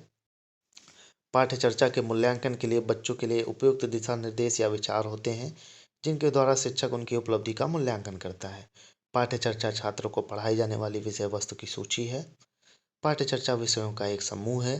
पाठ्यचर्चा एक विद्यालय या कॉलेज में पालन किया जाने वाला पाठ्यक्रम है। पाठ्यचर्चा विद्यालय या कॉलेज की गतिविधियों का कार्यक्रम है। पाठ्यचर्चा अध्ययन विषय वस्तु का एक समूह है। पाठ्यचर्चा में विद्यालय या कॉलेज में आयोजित पाठ्यचर्चा और पाठ्येतर गतिविधियां दोनों शामिल हैं। पाठ्यचर्चा में वे सभी अनुभव शामिल होते हैं जो एक शिक्षार्थी विद्यालय या कॉलेज में प्राप्त करता है। तुलना के आधार, बेसिस ऑफ कंपैरिजन। पहला है सिलेबस पाठ्यक्रम, दूसरा है करिकुलम पाठ्यचर्चा। तो पाठ्यक्रम का मतलब होता है पाठ्यक्रम वह दस्तावेज है जिसमें किसी विषय में शामिल अवधारणाओं के सभी भाग शामिल होते हैं। पाठ्यचर्चा समग्र सामग्री है जिसे एक शैक्षिक प्रणाली या पाठ्यक्रम में पढ़ाया जाता है। पाठ्यक्रम की उत्पत्ति एक ग्रीक शब्द से हुई है, जबकि पाठ्यचर्चा एक लैटिन शब्द है। निर्धारित किया जाता है, इसमें कोई विषय निर्धारित होता है। पाठ्यक्रम में एक पाठ्यक्रम होता है। प्रकृति, इसका वर्णनात्मक होता है, इसका नियम के अनुसार होता है, स्कोप इसका संकीर्ण है, इसका चौड़ा है, सेट आउट बाय द्वारा निर्धारित, इसका एग्जाम बोर्ड परीक्षा मंडल द्वारा इसका निर्धारित किया जाता है। इसको सरकार या स्कूल कॉलेज या संस्थान का प्रशासन निर्धारित करता है। इसकी अवधि होती है एक निश्चित अवधि के लिए, आमतौर पर 1 वर्ष, इस जब तक कोर्स चलता है। पाठ्यक्रम के निर्माण के लिए उद्देश्यों: शिक्षार्थी के समग्र विकास का पोषण, छात्र के अनुभव की समग्रता में सुधार। नेक्स्ट है शिक्षकों के पेशेवर विकास को सुनिश्चित करना। उसके बाद है एक लचीली और एकीकृत प्रक्रिया सीखना। उसके बाद है सर्वांगीण विकास के लिए पर्याप्त अवसर प्रदान करना। नेक्स्ट है पाठ्यक्रम विकास का क्रमबद्ध क्रम। इसका ट्रिक है नोट, मतलब जरूरतों का आकलन, उद्देश्यों का निरूपण, सीखने के अनुभवों का चयन, उसके बाद पाठ्यक्रम का मूल्यांकन। नोट्स इसको याद कर सकते हैं आप। N for needs, O for objectives, T for text, C for E for evaluation. Models of curriculum, पाठ्यचर्चा के मॉडल। पाठ्यचर्चा मॉडल के 2 बहुत व्यापक मॉडल, उत्पाद मॉडल और प्रक्रिया मॉडल में विभाजित किया जा सकता है। पहला है उत्पाद मॉडल। आप इसे अपने पाठ्यक्रम के कुछ हिस्सों में देख सकते हैं। यह मॉडल परिणामों पर केंद्रित है, जैसे ग्रेड या किसी उद्देश्य तक पहुंचना। सीखने की प्रक्रिया में जो हो रहा है उसकी तुलना में अधिकांश भार तैयार उत्पाद पर अधिक केंद्रित है। दूसरा है प्रक्रिया मॉडल। इसके विपरीत यह प्रक्रिया मॉडल इस बात पर ध्यान केंद्रित करता है कि सीखने में चीज़ें कैसे होती हैं, और यह अधिक मुक्त है। प्रक्रिया मॉडल पर केंद्रित पाठ्यचर्चा इस बात पर जोर देती है कि छात्र कैसे सीख रहे हैं, उनकी सोच क्या है, और यह भविष्य में अधिगम को कैसे प्रभावित करेगा। नेक्स्ट है पाठ्यचर्चा विकास का सिद्धांत। औद्योगिक विकास, वैज्ञानिक प्रक्रिया और सामाजिक उन्नति के कारण सामाजिक वर्ग संबंधों में परिवर्तन से पाठ्यचर्चा को परिवर्तन करना पड़ता है। भविष्य उन्मुखीकरण का सिद्धांत। पहला प्रिंसिपल है प्रिंसिपल ऑफ फ्यूचर ओरिएंटेशन। अधिगम उन विशिष्ट जीवन स्थितियों से निकटता से जुड़ा जाना होना चाहिए जो शिक्षार्थी समूह का सामना करते हैं, और उन्हें उस तनाव को कम करने के लिए मूर्त और व्यवहारिक कदम उठाने के लिए प्रेरित करना चाहिए जिसके तहत वे रहते हैं और काम करते हैं। दूसरा प्रिंसिपल है प्रिंसिपल्स ऑफ कोरिलेशन, सहसंबंध का सिद्धांत। पाठ्यचर्चा समाज के लक्ष्यों और उद्देश्यों से संबंधित है। एक समाज में लोगों के लक्ष्यों और उद्देश्यों को प्रदान किए गए अनुभवों के माध्यम से पूर्ण करना होता है। इन अनुभवों को पाठ्यचर्चा में नियोजित और वर्णित किया जाता है। थर्ड है प्रिंसिपल्स ऑफ यूटिलिटी, उपयोगिता का सिद्धांत। पाठ्यक्रम छात्र के लिए व्यवहारिक उपयोग का होना चाहिए और इसलिए व्यावसायिक और तकनीकी आधार को बनाए रखना चाहिए। गृहकार्य अनुभव पर जोर दिया जाना चाहिए। इसमें वर्तमान जीवन और भविष्य में बच्चों के लिए उपयोगी विषय और गतिविधियां शामिल होनी चाहिए। चौथा है principles of including all the activities, सभी गतिविधियों को शामिल करने का सिद्धांत। पाठ्यचर्चा एक विस्तृत और व्यापक प्रक्रिया है। पाठ्यचर्चा कक्षा निर्देश से कहीं अधिक है। यह कक्षा की 4 दीवार तक ही सीमित नहीं होती है। इसे छात्र के समग्र विकास पर ध्यान देना चाहिए। पाठ्यक्रम के दौरान संस्थान के अंदर और बाहर प्रदान किए गए सभी अनुभवों को पाठ्यक्रम में शामिल किया जाता है। नेक्स्ट है प्रिंसिपल्स ऑफ फ्लेक्सिबिलिटी, लचीलेपन का सिद्धांत। राष्ट्र के पाठ्यचर्चा विकास के शैक्षिक उद्देश्यों की पूर्ति के लिए पाठ्यचर्चा को लचीला होना चाहिए और प्रत्येक स्तर पर शिक्षार्थियों की आवश्यकताओं के लिए उपयुक्त होना चाहिए। किसी भी वयस्क शिक्षा द्वारा असहयोगात्मक गतिविधियों को बाध्य करने का प्रयास शिक्षार्थियों में निराशा का कारण बनता है। इसे शिक्षार्थियों को अपनी पसंद का पाठ्यक्रम, विषय, कार्यक्रम चुनने की स्वतंत्रता का प्रावधान करना चाहिए। नेक्स्ट है मॉडल्स ऑफ करिकुलम, पाठ्यक्रम के मॉडल। पहला अनुदेशात्मक अभिकल का एडी मॉडल। एडी मॉडल अनुदेशात्मक अभिकल का एडी मॉडल 5 चरणों विश्लेषण, प्रारूप, विकास, कार्यान्वयन, मूल्यांकन का प्रथम अक्षर है। पहला है एनालिसिस, विश्लेषण। चरणों की कल्पना मूल रूप से प्रशिक्षण से जुड़े कार्यों का विश्लेषण करने के लिए की गई थी। दूसरा है डिजाइन, प्रारूप। इस चरण में डिजाइनर का ध्यान लक्षित दर्शनों पर होता है। यह यहाँ भी है कि कार्यक्रम कौशल व वृद्धि के स्तर में मेल खाता है जो प्रत्येक छात्र प्रतिभागी दिखाता है। इसके बाद तीसरा है डेवलपमेंट, विकास। यह चरण प्रदर्शन और विभिन्न परीक्षणों, विषय वस्तु विश्लेषण, योजना और संसाधनों को मापने के लिए उपयोग किए जाने वाले सभी लक्ष्यों, उपकरणों को निर्धारित करता है। विकास चरण परियोजना में उपयोग की जाने वाली कार्यप्रणाली का उत्पादन और परीक्षण शुरू करता है। नेक्स्ट है इम्प्लीमेंटेशन, कार्यान्वयन चरण। यह सुनिश्चित करने के लिए कार्यक्रम के निरंतर संशोधन को दर्शाता है कि अधिकतम दक्षता और सकारात्मक परिणाम प्राप्त होते हैं। नेक्स्ट है इवैल्यूएशन, मूल्यांकन। एडी पद्धति का अंतिम चरण मूल्यांकन है। यह वह चरण है जिसमें पूरी परियोजना को क्या, कैसे, क्यों, कब पूरा किया गया या पूरा नहीं किया गया के संबंध में सावधानी पूर्वक अंतिम परीक्षण के अधीन किया जा रहा है। नेक्स्ट है, दूसरा है CIPP मॉडल। CIPP मॉडल 1993 में स्टेफल बीम द्वारा दिए गए पाठ्यक्रम मूल्यांकन के लिए एक मूल्यांकन मॉडल है जिसमें 4 तत्व शामिल हैं। पहला है C प्रसंग, दूसरा निर्दिष्ट, P प्रक्रिया और P उत्पाद। स्कूल में शिक्षा की गुणवत्ता के मूल्यांकन के लिए इस मॉडल का प्रभावी ढंग से उपयोग किया जा सकता है। पहला है कॉन्टेक्स्ट ऑफ इवैल्यूएशन। संदर्भ मूल्यांकन निर्णय निर्माताओं को लक्ष्यों और उद्देश्यों को निर्धारित करने में मदद करने के लिए संदर्भ में लगातार जरूरतों और समस्याओं का आकलन करता है। इनपुट मूल्यांकन निर्णयकर्ताओं को उत्तम साधन चुनने में मदद करने के लिए उन लक्ष्यों को प्राप्त करने के लिए वैकल्पिक साधनों का आकलन करता है। उसके बाद है प्रोसेस इवैल्यूएशन। इनपुट मूल्यांकन निर्णयकर्ताओं को उत्तम साधन चुनने में मदद करने के लिए उन लक्ष्यों को प्राप्त करने के लिए वैकल्पिक साधनों का आकलन करता है। उसके बाद है प्रोडक्ट इवैल्यूएशन। उत्पाद मूल्यांकन वास्तविक सिरों की तुलना इच्छित सिरों से करता है और पुनरावर्तन निर्णयों की एक श्रृंखला की ओर जाता है। उसके बाद है टायलर का उद्देश्य केंद्रित प्रतिमान, Tyler's objective centred method model. सबसे प्रारंभिक पाठ चर्चा मूल्यांकन प्रतिमान में से एक जो कई मूल्यांकन परियोजनाओं को प्रभावित करना जारी रखता है। यह रॉल्फ टायलर 1950 द्वारा प्रस्तावित किया गया था। टायलर का लक्ष्य प्राप्ति प्रतिमान या कभी कभी उद्देश्य केंद्रित प्रतिमान कहा जाता है, जो पाठ्यचर्चा निर्माण, विकास और मूल्यांकन में सबसे उभयनिष्ठ प्रतिमान का आधार है। टायलर प्रतिमान 3 स्रोतों से पाठ्यक्रम के उद्देश्यों को प्राप्त करता है। पहला छात्र, दूसरा समाज, तीसरा है विषय वस्तु। टायलर प्रतिमान 4 प्रमुख भागों से मिलकर बना है। यह अधिगम के अनुभव के उद्देश्यों को परिभाषित करना, परिभाषित उद्देश्यों को पूरा करने के लिए अधिगम की गतिविधियों की पहचान करना, परिभाषित उद्देश्यों को प्राप्त करने के लिए अधिगम की गतिविधियों का आयोजन। चौथा है अधिगम के अनुभवों का मूल्यांकन और आकलन करना। चौथा है हमारा हिल्डा ताबा सबसे प्रभावशाली शिक्षाविदों में से एक थी।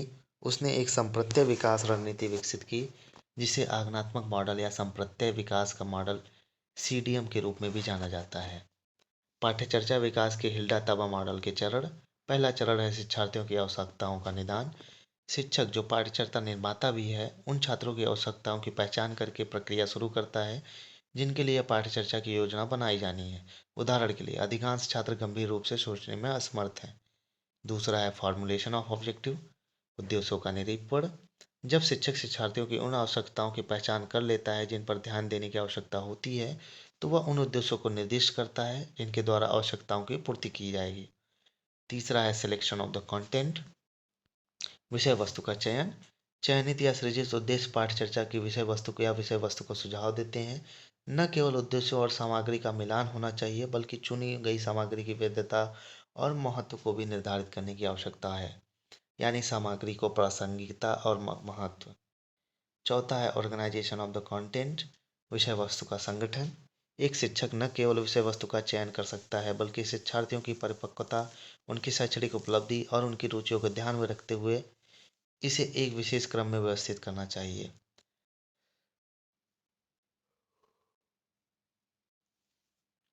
पांचवा है सिलेक्शन ऑफ लर्निंग एक्सपीरियंसेस, सीखने के अनुभवों का चयन। छात्रों को सामग्री प्रस्तुत की जानी चाहिए और उन्हें सामग्री के साथ जोड़ा जाना चाहिए। इस बिंदु पर शिक्षक को उचित निर्देशात्मक पद्धति का चयन करना चाहिए जो छात्रों को सामग्री के साथ शामिल करे। नेक्स्ट है ऑर्गेनाइजेशन ऑफ लर्निंग एक्टिविटीज, सीखने की गतिविधियों का संगठन। सीखने की गतिविधियों को सामग्री, अनुक्रम और शिक्षार्थियों की विशेषताओं दोनों के आधार पर एक क्रम में व्यवस्थित किया जाना चाहिए। शिक्षक को उन छात्रों को ध्यान में रखना चाहिए जो वहाँ पढ़ा रहे होंगे। सातवां है इवैल्यूएशन, मूल्यांकन। पाठ्य चर्चा योजनाकार यानी शिक्षक को यह निर्धारित करना चाहिए कि किन उद्देश्यों को पूरा किया गया है। सीखने के उद्देश्यों की उपलब्धि का आकलन करने के लिए मूल्यांकन प्रक्रियाओं को डिजाइन करने की आवश्यकता है। नेक्स्ट टॉपिक है हमारा टाइप्स ऑफ करिकुलम, पाठ्य चर्चा के प्रकार। अधिगमकर्ता केंद्रित पाठ्यक्रम। अधिगम और अधिगम कराने की पूरी प्रक्रिया का केंद्र बिंदु शिक्षक नहीं बल्कि बच्चा होता है। बल्कि बच्चा होता है। बच्चा कक्षा प्रक्रिया में सक्रिय भागीदार होता है। एक लोकतांत्रिक माहौल है ताकि बच्चों को दूसरों के साथ बातचीत करने के अधिकतम अवसर मिले। शिक्षक और बच्चों द्वारा संयुक्त रूप से शिक्षण अधिगम की योजना और उसकी निगरानी को दर्शाता है। पाठ्यक्रम और निर्देशात्मक सामग्री बच्चे के सर्वांगीण विकास को बढ़ावा देने के साधन के रूप में कार्य करती हैं और अपने आप में समाप्त नहीं होती। शिक्षण अधिगम लक्ष्य न केवल बच्चों को ज्ञान प्राप्त करने में सहायता करता है, बल्कि व्यक्तित्व के सर्वांगीण विकास को बढ़ावा देना भी है। शिक्षकों द्वारा नियोजित और बच्चों द्वारा की जाने वाली गतिविधियां केवल पाठ्यपुस्तक के बजाय बच्चों के लिए सीखने का माध्यम बन जाती हैं। शिक्षक एक ही समय में सभी बच्चों की ज़रूरतों को पूरा करने के लिए कई तरह की शिक्षण अधिगम रणनीतियों को अपनाता है। जॉन डीवी, रूसो और पार्कर द्वारा बाल केंद्रित पाठ्यक्रम परिप्रेक्ष्य को स्वीकार और प्रचालित किया गया था, हालांकि उन सभी के बचपन की अवस्था पर अलग दृष्टिकोण है। दूसरा है सब्जेक्ट सेंटर करिकुलम। विषय केंद्रित पाठ्यक्रम पर महत्व दिया अवधारणाओं पर महत्व दिया जाता है, जिसके चारों ओर सभी शिक्षण और अधिगम की गतिविधियां घूमती है। तीसरा है लाइफ सेंटर करिकुलम, जीवन केंद्रित पाठ्यक्रम। शिक्षा पर केंद्रित अंतर्राष्ट्रीय आयोग 1999 ने आजीवन अधिगम की अवधारणा पर जोर दिया। जीवन भर शिक्षा 4 प्रमुख सिद्धांतों या स्तंभों पर आधारित होती है, जो कि निम्नलिखित है। पहला है जानकर सीखना, दूसरा है करके सीखना, तीसरा है होकर सीखना, चौथा है साथ रहकर सीखना। चौथा है कॉम्पिटेंसी बेस्ड करिकुलम, योग्यता आधारित पाठ्यक्रम।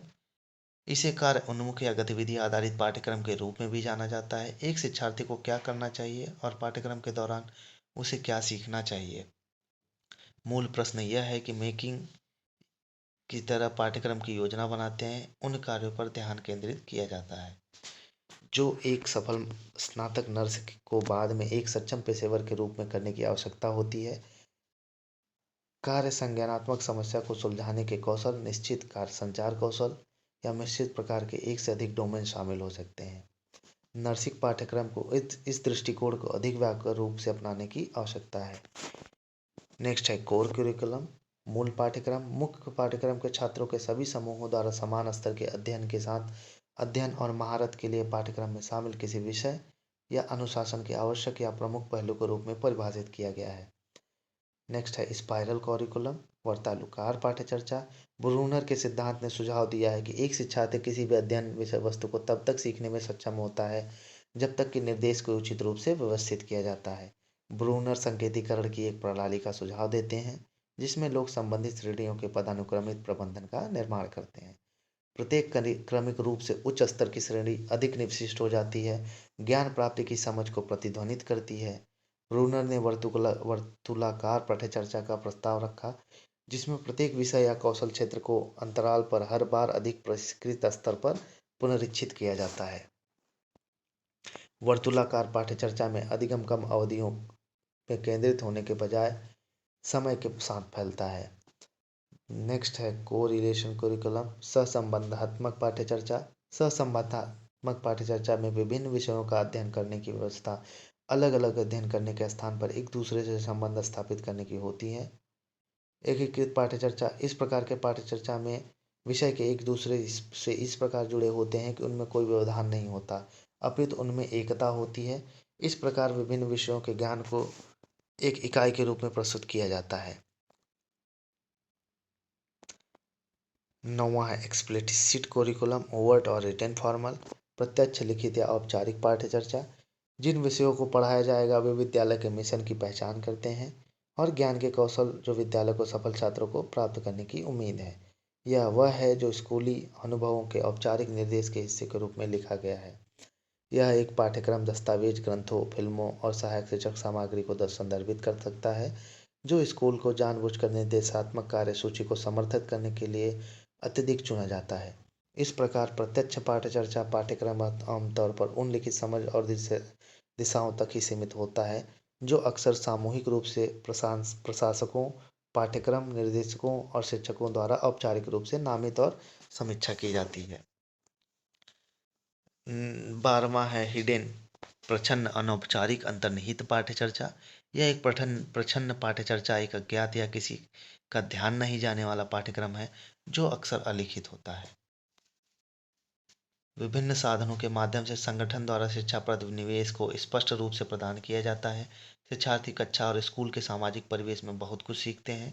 शिक्षार्थियों के साथ अंतःक्रिया के दौरान एक शिक्षक शिक्षाप्रद निवेश प्रदान करता है, जिसे पहले उसके द्वारा नियोजित और डिजाइन नहीं किया जा सकता है।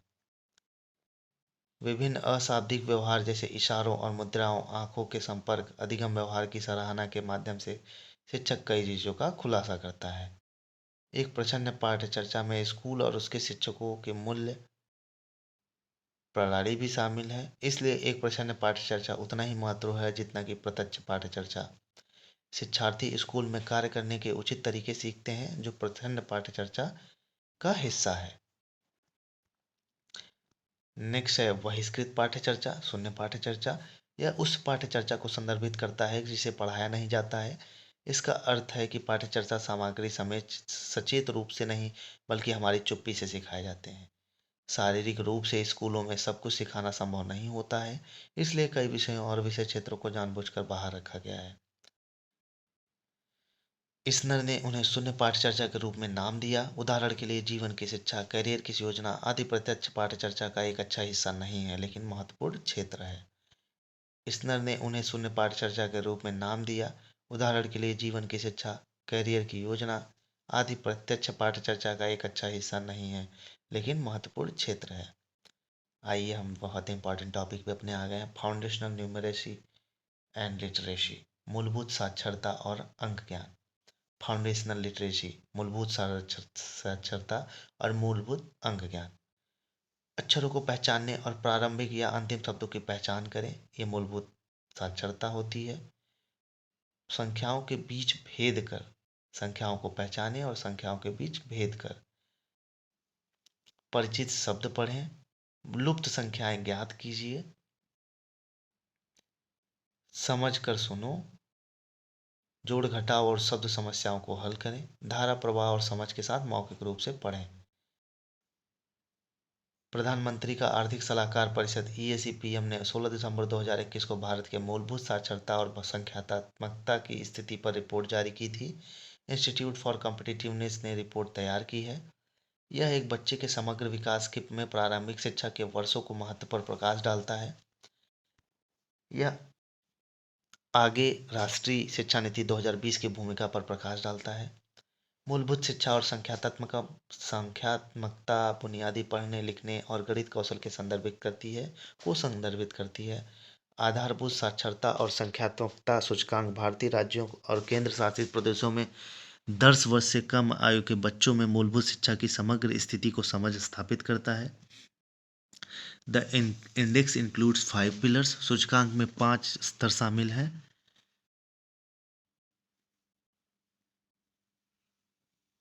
5 स्तंभ हैं। पहला शिक्षा तक पहुंच, दूसरा है बुनियादी स्वास्थ्य,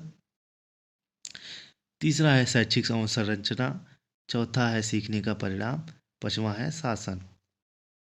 जीरो हंगर, शून्य भूख। अच्छा स्वास्थ्य और भलाई और शिक्षा तक पहुंच महत्वपूर्ण सतत विकास लक्ष्य है, जिन्हें आधारभूत साक्षरता और संख्यात्मकता सूचकांक के साथ मैप किया गया है। शिक्षा मंत्रालय ने 2026-27 तक कक्षा 3 के अंत तक देश में प्रत्येक बच्चों को मूलभूत साक्षरता और संख्यात्मकता सुनिश्चित करने के लिए समझ और संख्यात्मकता के साथ पढ़ने की दक्षता के लिए राष्ट्रीय पहल निपुण शुरू की है।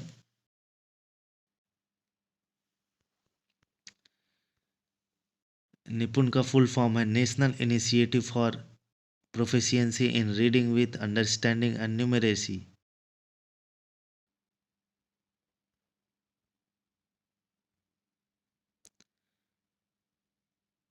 कक्षा 3 से सहित 3 से 9 वर्ष के आयु वर्ग के बच्चों पर ध्यान केंद्रित करेगा। जो कक्षा 4 और 5 में हैं और अभी भी मूलभूत कौशल प्राप्त नहीं कर पाए हैं, उन्हें व्यक्तिगत शिक्षक मार्गदर्शन और आवश्यक दक्षताओं को प्राप्त करने के लिए वर्गीकृत शिक्षण सामग्री प्रदान की जाएगी। नीड ऑफ FLN, मूलभूत साक्षरता और संख्यात्मकता की जरूरत, कम सीखने का स्तर, ड्रॉप आउट दर में वृद्धि, अनुचित भाषा और गणितीय कौशल। मूलभूत साक्षरता और संख्या ज्ञान के उद्देश्य। कक्षा 3 में प्रवेश करते समय शिक्षार्थियों को अर्थपूर्ण पढ़ने और लिखने में सक्षम बनाना। दूसरा है ग्रेड 2 तक के युवा शिक्षार्थियों के बीच संख्यात्मकता और इससे संबंधित अवधारणाओं से संबंधित बुनियादी समझ और दक्षताओं का विकास करना। नेक्स्ट है बुनियादी साक्षरता और अंक ज्ञान बेहतर तरीके से प्राप्त करने के लिए शिक्षार्थियों के बीच अपने स्कूल के बाहर के अनुभवों को अपनी कक्षा में सीखने के लिए कौशल विकसित करना। मूलभूत साक्षरता और संख्यात्मकता की 5 गुना रणनीति। पाठ्यचर्चा सुधार, युवा छात्रों में सीखने के लिए जिज्ञासा विकसित करना। शैक्षणिक नवाचार, नवीन कक्षा प्रक्रियाओं और शैक्षणिक हस्तक्षेपों का विकास करना। शिक्षक शिक्षा कार्यक्रमों का पुनर्गठन, शिक्षाओं में अनुकूल वातावरण बनाने के लिए शिक्षकों को प्रशिक्षित करना। पुनर्विलोकन करना, आकलन, बेहतर पाठ्यक्रम और शिक्षा शास्त्र के लिए आकलन को सीखने के विभिन्न अंग के रूप में देखा जाना चाहिए। प्रशासनिक सहायता, सभी शिक्षा धारक हितधारक मिलकर काम करें। इल्पस अप्रोच, इल्पस दृष्टिकोण, E for experience with physical objects, भौतिक वस्तुओं के साथ अनुभव। एल से होता है स्पोकन, बोली जाने वाली भाषा जो अनुभव का वर्णन करती है। तीसरा है पी, पिक्चर्स, चित्र जो प्रतिनिधित्व करते हैं अनुभव का। एस है रिटेन सिंबल्स, एस मतलब लिखित प्रतीक जो अनुभव का सामान्यीकरण करते हैं। सीखने के लिए एक तत्काल और आवश्यक शर्त, पढ़ने और लिखने की क्षमता और संख्याओं के साथ बुनियादी संचालन करने की क्षमता एक आवश्यक आधार है और सभी भविष्य की स्कूली शिक्षा और आजीवन सीखने के लिए एक अनिवार्य शर्त है। सभी बच्चा के लिए मूलभूत साक्षरता और संख्या ज्ञान प्राप्त करना एक अत्यावश्यक राष्ट्रीय मिशन बन गया है जिसमें कई मोर्चों पर तत्काल उपाय किए जाने हैं और स्पष्ट लक्ष्य है जो अल्पावधि में प्राप्त किए जाएंगे। शिक्षा प्रणाली की सर्वोच्च प्राथमिकता 2025 तक प्राथमिक विद्यालय में सार्वभौमिक मूलभूत साक्षरता और अंक ज्ञान हासिल करना होगा।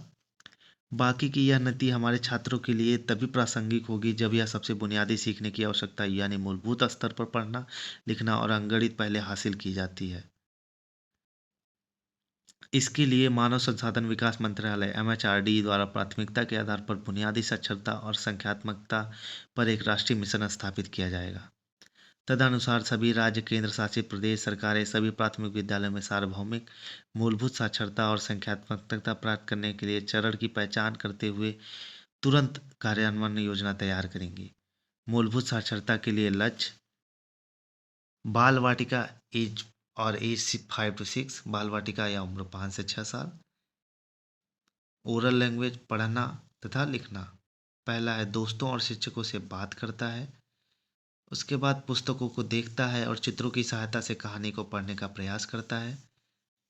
पहचानने योग्य अक्षर बनाने के लिए नाटक के दौरान लिखने की क्रिया का अनुकरण करता है।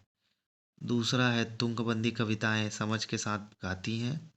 कुछ जाने पहचाने दोहराए गए शब्दों की ओर इशारा करना और पहचानना शुरू करता है। दृष्टि शब्द या कंटेनर भोजन के रैपर पर शब्द। 4 आत्म अभिव्यक्ति को घसीटता, खींचता और पेंट करता है। अक्षरों और संबंधित ध्वनियों को पहचानता है। एक पेंसिल का उपयोग करता है और पहचानने योग्य अक्षरों को बनाने के लिए इसकी संपत्ति रखता है। चौथा है कम से कम 2 से 3 अक्षरों वाले साधारण पहनावे को पढ़ता है। इसमें है चौथा अपना पहला नाम पहचानता है और लिखता है। क्लास 1 और एज 6 to 7, कक्षा 1 या आयु 6 से 7 साल। अपनी ज़रूरतों, परिवेश के बारे में दोस्तों और कक्षा शिक्षकों के साथ बातचीत करें। जोर से पढ़ने, कहानी सुनाने के सत्र के दौरान सक्रिय रूप से भाग लेता है और कहानी सत्र के दौरान बाद में सवालों के जवाब देता है। रंगमंच की सामग्री और कठपुतलियों के साथ परिचित कहानी का अभिनय करें। लिखने में है परिचित संदर्भों, कहानी, कविता, पर्यावरण, प्रिंट आदि में आने वाले शब्दों में मात्राओं के साथ परिचित विकसित करता है। इसमें दूसरा है कक्षा में उपलब्ध प्रिंट के बारे में बात करता है।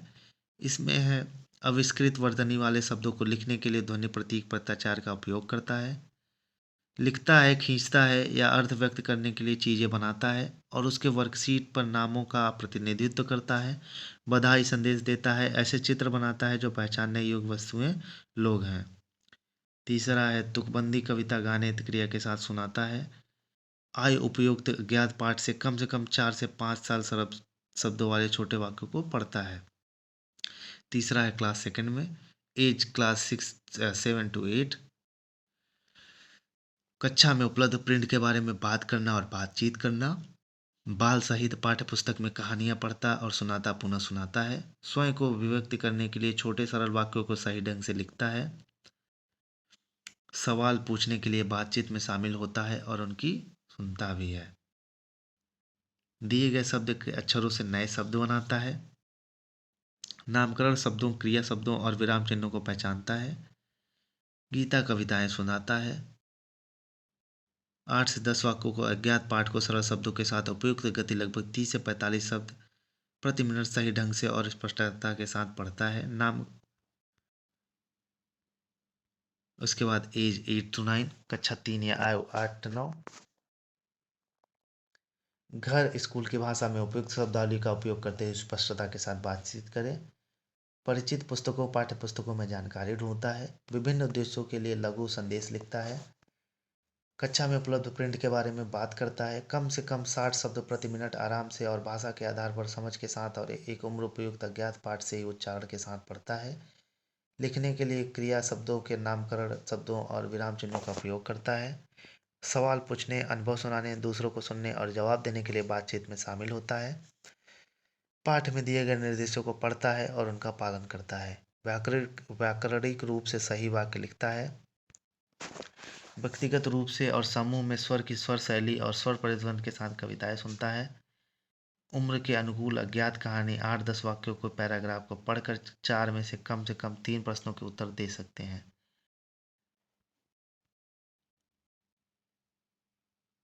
नेक्स्ट टॉपिक है हमारा what are the issues associated with FLN. FLN से जुड़े मुद्दे क्या हैं। पहले, रटने सीखने को प्रोत्साहित करता है। लंबे समय से रटने सीखने को शिक्षा प्रणाली में मुख्य समस्या के रूप में देखा गया है। तथ्यों की गैर संबंधित पुनरावृत्ति, बिना प्रश्न करना और आलोचनात्मक सोच की सामान्य कमी के समग्र रूपों के लिए बाधाएं हैं। सीख रहा हूं।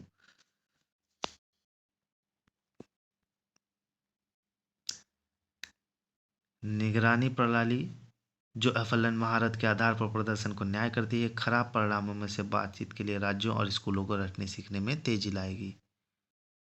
मानकीकृत आकलनों में सफल होने का यह डर है कि जो रटने सीखने का कायम रखता है, परीक्षा के लिए शिक्षण का मार्ग प्रशस्त करता है, जहां शिक्षण संसाधन और समय सभी से दूर केवल मूल्यांकन की महारत की ओर पुनर्निर्देशित हो जाते हैं। अ फॉल्स फ्रेमिंग, एक झूठी रूपरेखा। मूलभूत शब्द का अर्थ है कि किसी भी अन्य सीखने के पहले संख्यात्मक और साक्षरता के कुछ पहलुओं को पहले आना चाहिए। एक अच्छी शिक्षा प्रणाली संख्यात्मक और सुनिश्चित करती है, लेकिन उन्हें अपना एकल या प्राथमिक उद्देश्य बनाए बिना। इन बुनियादी बातों पर एकाग्रचित ध्यान न केवल संदर्भहीन विहर और रटन सीखने को जोखिम पैदा करता है, बल्कि इसका तात्पर्य यह है कि समृद्ध शिक्षा और आलोचनात्मक सोच केवल बाद में आती है।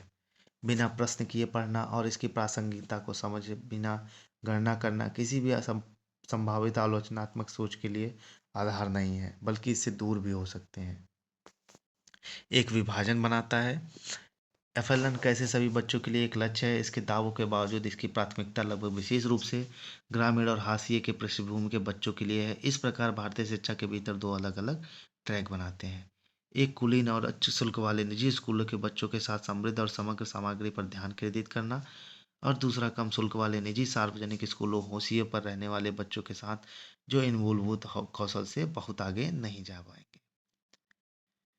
यह कुछ बच्चों के अत्यधिक कुशल होने और विशिष्ट व्यवसाय के लिए अधिक अनुकूल होने के साथ महत्वपूर्ण दीर्घकालिक प्रभाव प्रस्तुत करता है, और अन्य को केवल साक्षर होने के कारण और इस प्रकार पात्र होने के लिए कम कमाई वाले व्यवसाय को सीमित पूल का सामना करना पड़ता है। नेक्स्ट हमारा है early child care and education, प्रारंभिक बचपन देखभाल और शिक्षा, ECCE का अर्थ। ECC शब्द में 3 प्रमुख शब्द शामिल है: प्रारंभिक बचपन, देखभाल और शिक्षा। प्रारंभिक बाल्यावस्था जन्म से 6 वर्ष तक की अवधि है।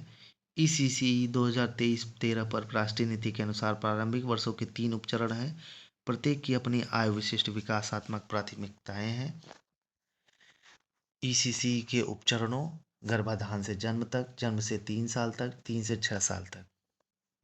यह तेजी से वृद्धि और विकास की विशेषता जीवन का सबसे महत्वपूर्ण अवधि है। देखभाल से हमारा मतलब प्यार और स्नेह प्रदान करना और सभी बच्चों के लिए एक स्वस्थ, स्वच्छ, सुरक्षात्मक और उत्तेजक वातावरण सुनिश्चित करना है। शिक्षाएं खोज, प्रयोग, अवलोकन, भागीदारी और अंतःक्रिया के माध्यम से ज्ञान, कौशल, दृष्टिकोण और मूल्यों को प्राप्त करने की एक प्रक्रिया है। ऐसा सभी अनुभव बच्चों को ऐसी सभी अनुभव बच्चों को अपने और अपने आसपास की दुनिया के बारे में अधिक जानने में मदद करते हैं। इस प्रकार ईसीसी का तात्पर्य सभी छोटे बच्चों को स्वास्थ्य और पोषण के साथ साथ शुरुआती सीखने अवसरों को सही देखभाल प्रदान करना है। ईसीसी का महत्व: जब तक बच्चा 6 साल का होता है उसके दिमाग का 90% विकास हो चुका होता है। नतीजतन यह चरण बच्चों के समग्र विकास के लिए, विशेष रूप से मस्तिष्क के विकास के लिए महत्वपूर्ण माना जाता है। आनुवंशिकता या पर्यावरण के कारण विकासात्मक प्रक्रियाओं में कोई भी व्यवधान प्रतिकूल रूप से प्रभावित कर सकता है। एक स्वस्थ घर और स्कूल के वातावरण की कमी, प्रोत्साहन की कमी, अपर्याप्त पोषण और खराब स्वास्थ्य देखभाल कुछ सामान्य कारक हैं जो बच्चों के विकास में देरी का कारण बनते हैं। इन वर्षों के दौरान बच्चे विभिन्न शारीरिक, मोटर, संज्ञानात्मक, सामाजिक, भावनात्मक और भाषा दक्षताओं को प्राप्त करते हैं। इसलिए उन्हें सकारात्मक अनुभवों के साथ उत्तेजक और आकर्षक वातावरण में पढ़ने के अवसर प्रदान किए जाने चाहिए। ईसीसी कार्यक्रमों के माध्यम से छोटे बच्चों को प्रदान की जाने वाली गुणवत्तापूर्ण प्रारंभिक देखभाल और शिक्षा उन्हें उम्र के अनुकूल ज्ञान और कौशल प्राप्त करने में सक्षम बनाती है, जो उन्हें औपचारिक स्कूल के माहौल में बेहतर समायोजन में मदद करती है। इस प्रकार बच्चों के एकीकृत, समग्र और स्वस्थ तरीके से विकास के लिए ईसीसी को प्रमुख महत्व देना आवश्यक है। विभिन्न ईसीसी सेवा प्रदाताओं को सभी बच्चों, विशेष रूप से वंचित बच्चों के लिए समान और गुणवत्तापूर्वक ईसीसी तक पहुंच सुनिश्चित करनी चाहिए। ईसीसी के उद्देश्य क्या है? ईसीसी का उद्देश्य सभी बच्चों को उनके समग्र विकास के लिए उनके प्रारंभिक वर्षों के दौरान गुणवत्तापूर्वक देखभाल और सीखने के अवसर प्रदान करना है। ईसीसी एम टू ईसीसी का लक्ष्य है यह सुनिश्चित करें कि बच्चे को सुरक्षित, संरक्षित, स्वीकृत और सम्मानित महसूस करें। यह सुनिश्चित करें कि बच्चों को अच्छा और संतुलित पोषण मिले। बच्चों में स्वस्थ आदतें, स्वच्छता के तरीके और स्वयं सहायता कौशल विकसित करना। ध्वनि भाषा के विकास, संचार और अभिव्यक्ति के कौशल को सक्षम करें। बच्चों की क्षमता के अनुसार इष्टतम शारीरिक और मोटर विकास सुनिश्चित करना। आकर्षक, सहभागी और उत्तेजक गतिविधियां प्रदान करके बच्चों को संवेदी और संज्ञानात्मक दक्षता क्षमताओं को बढ़ावा देना।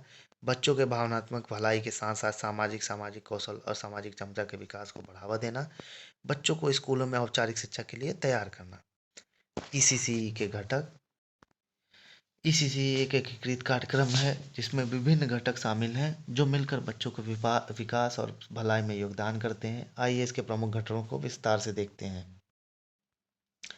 पहला है स्वस्थ पोषण और स्वच्छता। इस घटक में माँ और बच्चे दोनों मिलकर नियमित हस्तक्षेप प्रदान करना शामिल है। इसमें स्वस्थ पौष्टिक भोजन, गर्भवती माँ का समय पर टीकाकरण, नियमित स्वास्थ्य जांच, तनाव मुक्त वातावरण और अस्पताल या स्वास्थ्य केंद्र में सुरक्षित प्रसव के प्रदान के संदर्भ में माँ को प्रसव पूर्व और प्रसवोत्तर देखभाल प्रदान करना शामिल है। इसी तरह सभी बच्चों को एक स्वस्थ और स्वच्छ वातावरण प्रदान करने की आवश्यकता है जिसमें संतुलित और पौष्टिक भोजन, संक्रमण से सुरक्षा, समय पर टीकाकरण और चिकित्सा देखभाल का प्रावधान शामिल है। दूसरा है देखभाल और संरक्षण। देखभाल करने वालों के लिए यह आवश्यक है कि वो बच्चों को मनोवैज्ञानिक और सामाजिक भावनात्मक आवश्यकताओं को सुनिश्चित करें। यह उचित उत्तेजना, सहायक और गर्म बातचीत के माध्यम से और स्वस्थ और सुरक्षित वातावरण सुरक्षित करने के माध्यम से उनकी ज़रूरतों को जवाब देकर किया जा सकता है। नेक्स्ट है प्रारंभिक उत्तेजना। जीवन के पहले कुछ वर्षों के दौरान विकास के सभी क्षेत्रों में तेजी से वृद्धि और विकास होता है। आरंभिक उत्तेजना का अर्थ बच्चों के विशेष रूप से उनके जीवन के पहले 3 वर्षों के दौरान देखने, सुनने, छूने, सूंघने और चखने के माध्यम से उपयुक्त उत्तेजक इनपुट प्रदान करना है। उत्तेजना का लक्ष्य माता पिता या देखभाल करने वालों के साथ सकारात्मक बातचीत और पर्यावरण की खोज के अवसरों को बढ़ाकर बच्चों की क्षमता को बढ़ावा देना है। अर्ली लर्निंग, प्रारंभिक शिक्षा। प्रारंभिक शिक्षा के अवसर प्रदान करना ईसीसी का एक अन्य महत्वपूर्ण घटक है। 3 से 6 वर्ष के आयु के बच्चों को उम्र और विकासात्मक रूप से उपयुक्त सीखने के अनुभव प्रदान किए जाने चाहिए। खेल, ठोस अनुभव, अवलोकन, हेरफेर और प्रयोग से युक्त गुणवत्तापूर्ण शिक्षा तक पहुंच सुनिश्चित करना अत्यावश्यक है। इससे उन्हें अपने बारे में, दूसरों के बारे में और अपने आसपास की दुनिया के बारे में जानने में मदद मिलती है। नेक्स्ट है शारीरिक संज्ञानात्मक विकास। शारीरिक विकास और विकास से ऊंचाई में, वजन में वृद्धि, शारीरिक संरचना में अनुपात में परिवर्तन शामिल है। इसमें हड्डियों का विकास शामिल है, शरीर की पूरी संरचना हड्डियों पर निर्भर करती है, यानी उनके आकार, अनुपात और घनत्व स्तर पर वे एक समग्र विन्यास देते हैं और शरीर को देखते हैं। शारीरिक और गत्यात्मक विकास में स्थूल और सूक्ष्म पेशियों का विकास की प्रक्रिया और आँख हाथ का समन्वय भी शामिल है। नेक्स्ट है सामाजिक भावनात्मक विकास। सामाजिक विकास सामाजिक मानदंडों और सांस्कृतिक मूल्यों को प्राप्त करने की एक प्रक्रिया है। भावनात्मक विकास में से तात्पर्य बच्चों की में भावनाओं और भावनाओं के विकास में से है। बच्चे बुनियादी भावनाओं जैसे प्रेम, भय, क्रोध, खुशी आदि के साथ पैदा होते हैं। वे समय के साथ जटिल भावनाओं और भावनाओं को पहचानने, व्यक्त करने और प्रबंधित करने की क्षमता विकसित करते हैं। नेक्स्ट है संज्ञानात्मक विकास। यह मानसिक या संज्ञानात्मक क्षमताओं के विकास को संदर्भित करता है, जैसे कि सोचने, याद रखने, पहचानने, वर्गीकृत करने, कल्पना करने, तर्क करने और निर्णय लेने की क्षमता। भाषा विकास भाषा को ग्रहण करने, समझने और प्रयोग करने की प्रक्रिया है। इसमें सुनने, बोलने, पढ़ने और लिखने के कौशल शामिल हैं। ये कौशल बच्चों को दूसरे के साथ संवाद करने और अपनी भावनाओं को व्यक्त करने में मदद करते हैं। अर्ली इंटरवेंशन, पूर्व हस्तक्षेप। विकासात्मक मील के पत्थर प्रत्येक डोमेन में आयु के विशिष्ट और कौशल दक्षताओं का अवधिकरण है। सामान्य परिस्थितियों में बच्चों से उनके संबंधित डोमेन में मील के पत्थर हासिल करने की उम्मीद को की जाती है, यानी यह उम्मीद की जाती है कि कुछ दक्षताएं विशेष आयु सीमा में दिखाई देंगी। यदि बच्चा विकास के सामान्य पैटर्न से पीछे रह जाते हैं तो उनके विकास में देरी हो सकती है। इसका मतलब है कि बच्चे अपेक्षित समय पर विकासात्मक मील के पत्थर हासिल नहीं कर पाते हैं। वे उसी गति से प्रगति करने में विफल रहते हैं और उस विशेष आयु में उनसे अपेक्षा के अनुरूप मील के पत्थर तक पहुंचते हैं। बच्चों में विकास संबंधी देरी के कई कारण हो सकते हैं, जैसे आनुवंशिकता, गर्भावस्था या प्रसव के दौरान जटिलताएं, बीमारियां और जन्म के बाद दुर्घटनाएं। बच्चों को उचित और समय पर हस्तक्षेप प्रदान करने के लिए विकासात्मक देरी के संकेतों का निरीक्षण करना महत्वपूर्ण है।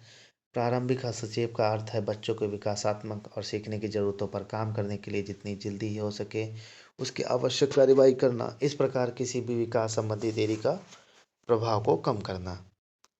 इसका अर्थ है कि बच्चों के जीवन में यथाशीघ्र सही प्रकार के हस्तक्षेप की शुरुआत करना, जब उनका दिमाग नई चीज़ों को सीखने के लिए सबसे अधिक ग्रहणशील हो। इसलिए बच्चों को नियमित स्वास्थ्य जांच की जानी चाहिए, स्वास्थ्य रिकॉर्ड बनाए रखना चाहिए। यदि किसी समस्या का निदान या सूचना जल्दी मिल जाती है तो उस पर तुरंत ध्यान दिया जा सकता है। शारीरिक और संवेदी विकार विशेष रूप से बच्चों के विकास में बाधा डालते हैं। उदाहरण के लिए यदि किसी बच्चे में संवेदी हानि है तो उस बच्चे को पर्यावरण के साथ अच्छी तरह से बातचीत करने में कठिनाई हो सकती है। महात्मा गांधी, रविंद्रनाथ टैगोर और जाकिर हुसैन जैसे महान भारतीय शैक्षिक विचारकों के लेखन ने भी जीवन के प्रारंभिक वर्षों के दौरान बच्चों की देखभाल और शिक्षा की ओर ध्यान आकर्षित किया है।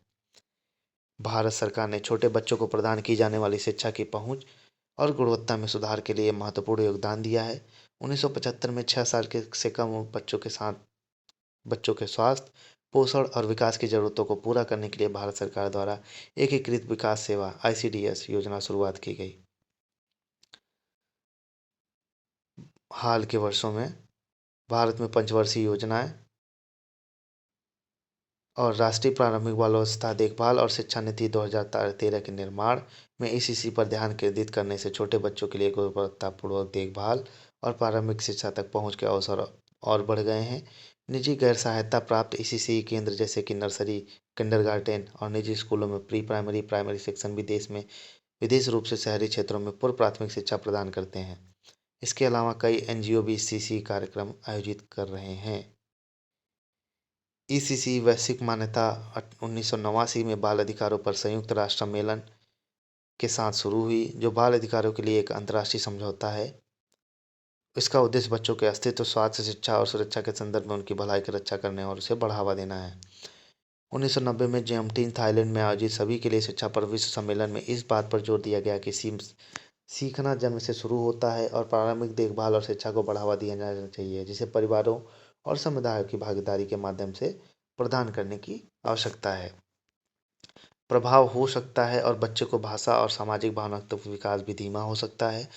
अगर किसी बच्चे को बार बार पुकारा जाता है और बच्चा कोई जवाब नहीं देता है तो हो सकता है कि बच्चे को सुनने में दिक्कत हो। इस प्रकार यदि कोई बच्चा एक निश्चित आयु के बाद भी नहीं बोलता है तो उसे आयु के अनुसार बोलने को कौशल प्राप्त करने के लिए सहारे की आवश्यकता हो सकती है। इस प्रकार समय पर पहचान बच्चों के शुरुआती हस्तक्षेप प्रदान करने में मदद करती है। यदि किसी बच्चे के विकास संबंधी देरी समय के लिए पर संबोधित नहीं किया जाता है तो यह अस्थायी देरी अस्थायी हो सकती है। बाद के चरण में दिया गया कोई भी हस्तक्षेप पकड़ने के लिए पर्याप्त नहीं होगा। हमारे देश में बड़ी संख्या में बच्चे जीवन के प्रारंभिक वर्षों में खराब स्वास्थ्य, कुपोषण, घरेलू वातावरण में निम्न स्तर की उत्तेजना सहित कई जोखिम कार्यक्रमों के अति संवेदनशील होते हैं। इसलिए शुरुआती विकासात्मक अंतरालों का पता लगाना और इसके लिए सुधारात्मक इनपुट प्रदान करना और भी महत्वपूर्ण है। भारतीय संदर्भ में ईसीसी भारत में प्रारंभिक बचपन की शिक्षा के शुरुआती अग्रदूतों में गिजुभाई बधेका, ताराबाई मोदक और मोरिया मोंटेसरी शामिल हैं। गिजुभाई बधेका का मानना था कि बच्चों को समुचित विकास के लिए अच्छी शिक्षा बहुत जरूरी है। इसके लिए उन्होंने 1920 में भावनगर, गुजरात में एक पूर्व स्कूली बाल मंदिर की स्थापना की। बाल मंदिरस की स्थापना की। ताराबाई मोदक ने भारत में पूर्व स्कूली शिक्षा के क्षेत्र में भी महत्वपूर्ण योगदान दिया। 1926 में उन्होंने तत्कालीन बॉम्बे अब मुंबई में नूतन बाल शिक्षण संघ की स्थापना की। नूतन बाल शिक्षण संघ की स्थापना किसने की? ताराबाई मोदक।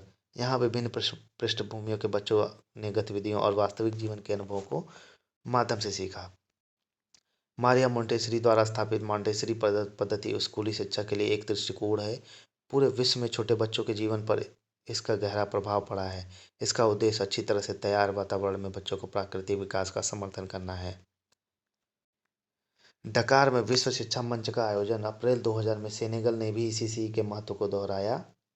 इसने फिर से पुष्टि की कि शिक्षा की एक मौलिक मानव अधिकार है और सभी बच्चों के लिए बुनियादी शिक्षा सुनिश्चित करने के लिए सभी के लिए ईएफए लक्ष्यों को प्राप्त करने के लिए निर्धारित उद्देश्य है। हाल ही में कोरिया गणराज्य में इंचियोन में 2015 में आयोजित विश्व शिक्षा मंच ने 2030 तक विकास के मुख्य चालक के रूप में शिक्षा को महत्वपूर्ण भूमिका को पहचानते हुए सतत विकास के लिए लक्ष्य निर्धारित किया। नेक्स्ट टॉपिक है हमारा कॉम्पिटेंसी बेस्ड एजुकेशन, योग्यता आधारित शिक्षा। सीबीए में छात्र की तत्परता का आकलन स्पष्ट प्रदर्शन के परिणामों से होता है, जो सीधे छात्र क्षमता से संबंधित और छात्र की योग्यता मापते हैं। योग्यता आधारित प्रारूप का उपयोग छात्रों को उन कौशलों का विकसित करने में मदद करने के लिए बनाए गए पाठ्यक्रम बनाने के लिए निकट और दूर के भविष्य के काम के लिए तैयार करने के लिए किया जाता है और इस कार्यक्रम में उनकी सफलता का आकलन करने के लिए किया जाता है कि वे अपनी क्षमता का आकलन करने के लिए कैसे मूल्यांकन कर सकते हैं। योग्यताएं जो शिक्षण और सीखने की प्रभावित करती हैं। दक्षताओं के ये 4 वर्ग सकारात्मक और नकारात्मक दोनों तरह में शिक्षण और अधिगम को प्रभावित करते हैं। इन दक्षताओं का उपयोग प्रभावी शिक्षक विकास के निर्माण के लिए उपलब्ध कई विशिष्ट कौशल और ज्ञान को व्यवस्थित करने के लिए किया जा सकता है। पहला है निर्देशात्मक वितरण, दूसरा है कक्षा प्रबंधन, तीसरा है रचनात्मक आकलन, चौथा है व्यक्तिगत दक्षता, नियंत्रण, आत्म प्रभावकारिता और सकारात्मक प्रत्याशा जैसे कौशल शिक्षक की व्यक्तिगत दक्षता सॉफ्ट स्किल हैं जो प्रभावी शिक्षण के लिए बहुत महत्वपूर्ण है। व्यक्तिगत दक्षता सॉफ्ट स्किल एक प्रेरक शिक्षक छात्र को सीखने में उसकी रुचि को गहराई से प्रभावित कर सकता है। आमतौर पर बेहतरीन शिक्षक उन विषयों के लिए उत्साह प्रदर्शित करते हैं जो वे पढ़ाते हैं। केवल उत्तेजना पैदा करने से ज़्यादा वे छात्रों को उनके समय निर्धारित लक्ष्यों तक पहुंचने के लिए एक रोड मैप प्रदान करते हैं। शिक्षण की तकनीक दक्षताओं में श्रेष्ठ शिक्षक प्रवीण है। निर्देशात्मक वितरण, प्रारंभिक मूल्यांकन और कक्षा प्रबंधन समान रूप में महत्वपूर्ण है। वे सामाजिक कौशल के एक बहुस्तरीय सेट में धारा प्रभाव हैं जो छात्रों को पहचानते हैं और उनका जवाब देते हैं जो अधिक से अधिक सीखने की ओर जाता है।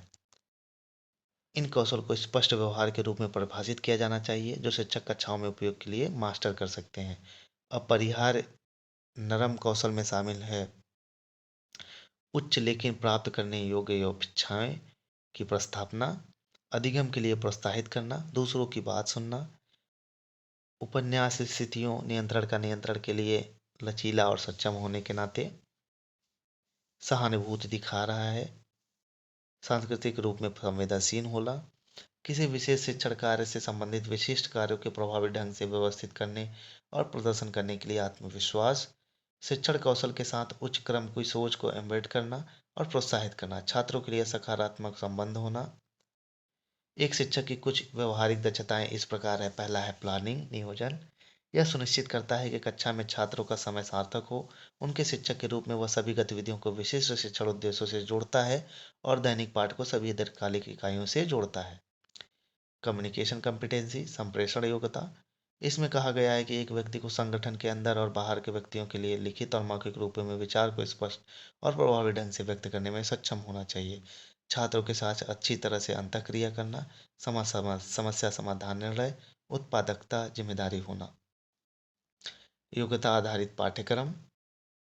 एक योग्यता आधारित पाठ्यक्रम की व्याख्या एक पाठ्यक्रम और अवधारणा के रूप में की जा सकती है जो कुछ प्रदर्शन मानकों के साथ कार्य करने की क्षमता के विकास पर जोर देती है ताकि छात्रों द्वारा विशेष योग्यता के सेट के रूप में परिणाम महसूस किया जा सके। सीबीएसई के छात्रों के ज्ञान, समझ, मूल्यों, क्षमताओं, दृष्टिकोण और हितों को विकसित करने के लिए निर्देशित किया जाता है ताकि वे पूरी जिम्मेदारी के साथ कौशल, सटीकता और सफलता के रूप में कुछ कर सकें। सीबीएसई कौशल और अपेक्षित प्रभावों के रूप में कुछ करने के लिए व्यक्तिगत रचनात्मकता के लिए उन्मुख है, जो छात्रों को सार्थक सीखने के अनुभवों की एक श्रृंखला के माध्यम से उत्पन्न होती है और विविधता जो हो सकती है। सीबीएसई का विकास ज्ञान, कौशल और दृष्टिकोण के रूप में कुछ दक्षताओं पर केंद्रित है जो छात्रों को उनके द्वारा सीखी गई अवधारणाओं की समझ के रूप में प्रदर्शित करते हैं। इस पाठ्यक्रम के आवेदन से शिक्षकों के सीखने के परिणामों का आकलन करने की अनुमति मिलती है, जो कि वे जो सीखते हैं उसमें महारत और समझ को दर्शाते हैं। योग्यता आधारित पाठ्यक्रम प्रारूप में निर्णय, ज्ञान, कौशल और दृष्टिकोण पर आधारित होते हैं, जो पेशे में सक्षम होने के लिए आवश्यक होते हैं। सीबीई शिक्षण की प्रक्रिया के बजाय अधिगम के परिणामों पर केंद्रित है, ज्ञान के अतिरिक्त क्षमताओं के प्रदर्शन पर जोर देता है, समय आधारित प्रशिक्षण पर जोर देता है और सबसे अधिक से अधिक अधिगम केंद्रित करने के लिए प्रयास करता है। योग्यता आधारित पाठ्यक्रम प्रारूप प्रक्रिया आमतौर पर इसी तरह की प्रक्रिया का अनुसरण करती है। पहला है दक्षताओं का विकास या पहचान, दूसरा है विषय में दक्षताओं का आयोजन, तीसरा है पाठ्यक्रमों में विषयों का आयोजन, चौथा है पाठ्यक्रम में कार्यप्रणाली का आयोजन, पांचवा है पाठ्यक्रम की समीक्षा या मूल्यांकन, छठा है कार्यक्रम निरंतर का मूल्यांकन। द कॉम्पिटेंसी बेस्ड मॉडल, योग्यता आधारित मॉडल। शिक्षा कार्यक्रम शिक्षकों का उत्पादन करते हैं जो विद्यार्थियों और छात्रों की पीढ़ियों को शिक्षित करते हैं। शिक्षक जो अपने जीवन और कार्य दौरान स्कूल, कॉलेज या विश्वविद्यालय में अर्जित ज्ञान और कौशल को बदलते हैं। यह एक शिक्षा कार्यक्रम है जिसमें शिक्षकों ज्ञान, दृष्टिकोण, व्यवहार और कौशल को लैस करने के लिए डिजाइनर की गई नीतियाँ, प्रक्रियाएं और प्रावधान हैं जो शिक्षक को कक्षा, स्कूल और व्यापक समुदाय में प्रभावी ढंग से कार्य करने की आवश्यकता होती है। खोज, द 4 Ds। इसमें पहला डिस्कवरी, इसमें पहचान कर और क्या काम करता है कि सराहना शामिल है। दूसरा है ड्रीम, इसमें कल्पना करना शामिल है कि क्या हो सकता है।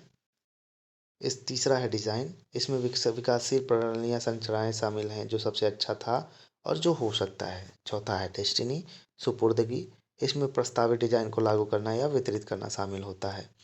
एक सक्षमता मॉडल मानव संसाधन विभाग द्वारा विकसित एक दिशा निर्देश है जो विशिष्ट कौशल, ज्ञान और व्यवहार संबंधी आवश्यकताओं को निर्धारित करता है, जो कर्मचारी को सफलतापूर्वक अपना काम करने में सक्षम बनाता है। शिक्षा के योग्यता आधारित मॉडल के साथ 4T मॉडल खोज, डिजाइन और सुपुर्दगी सबसे अच्छी तरह मेल खाते हैं।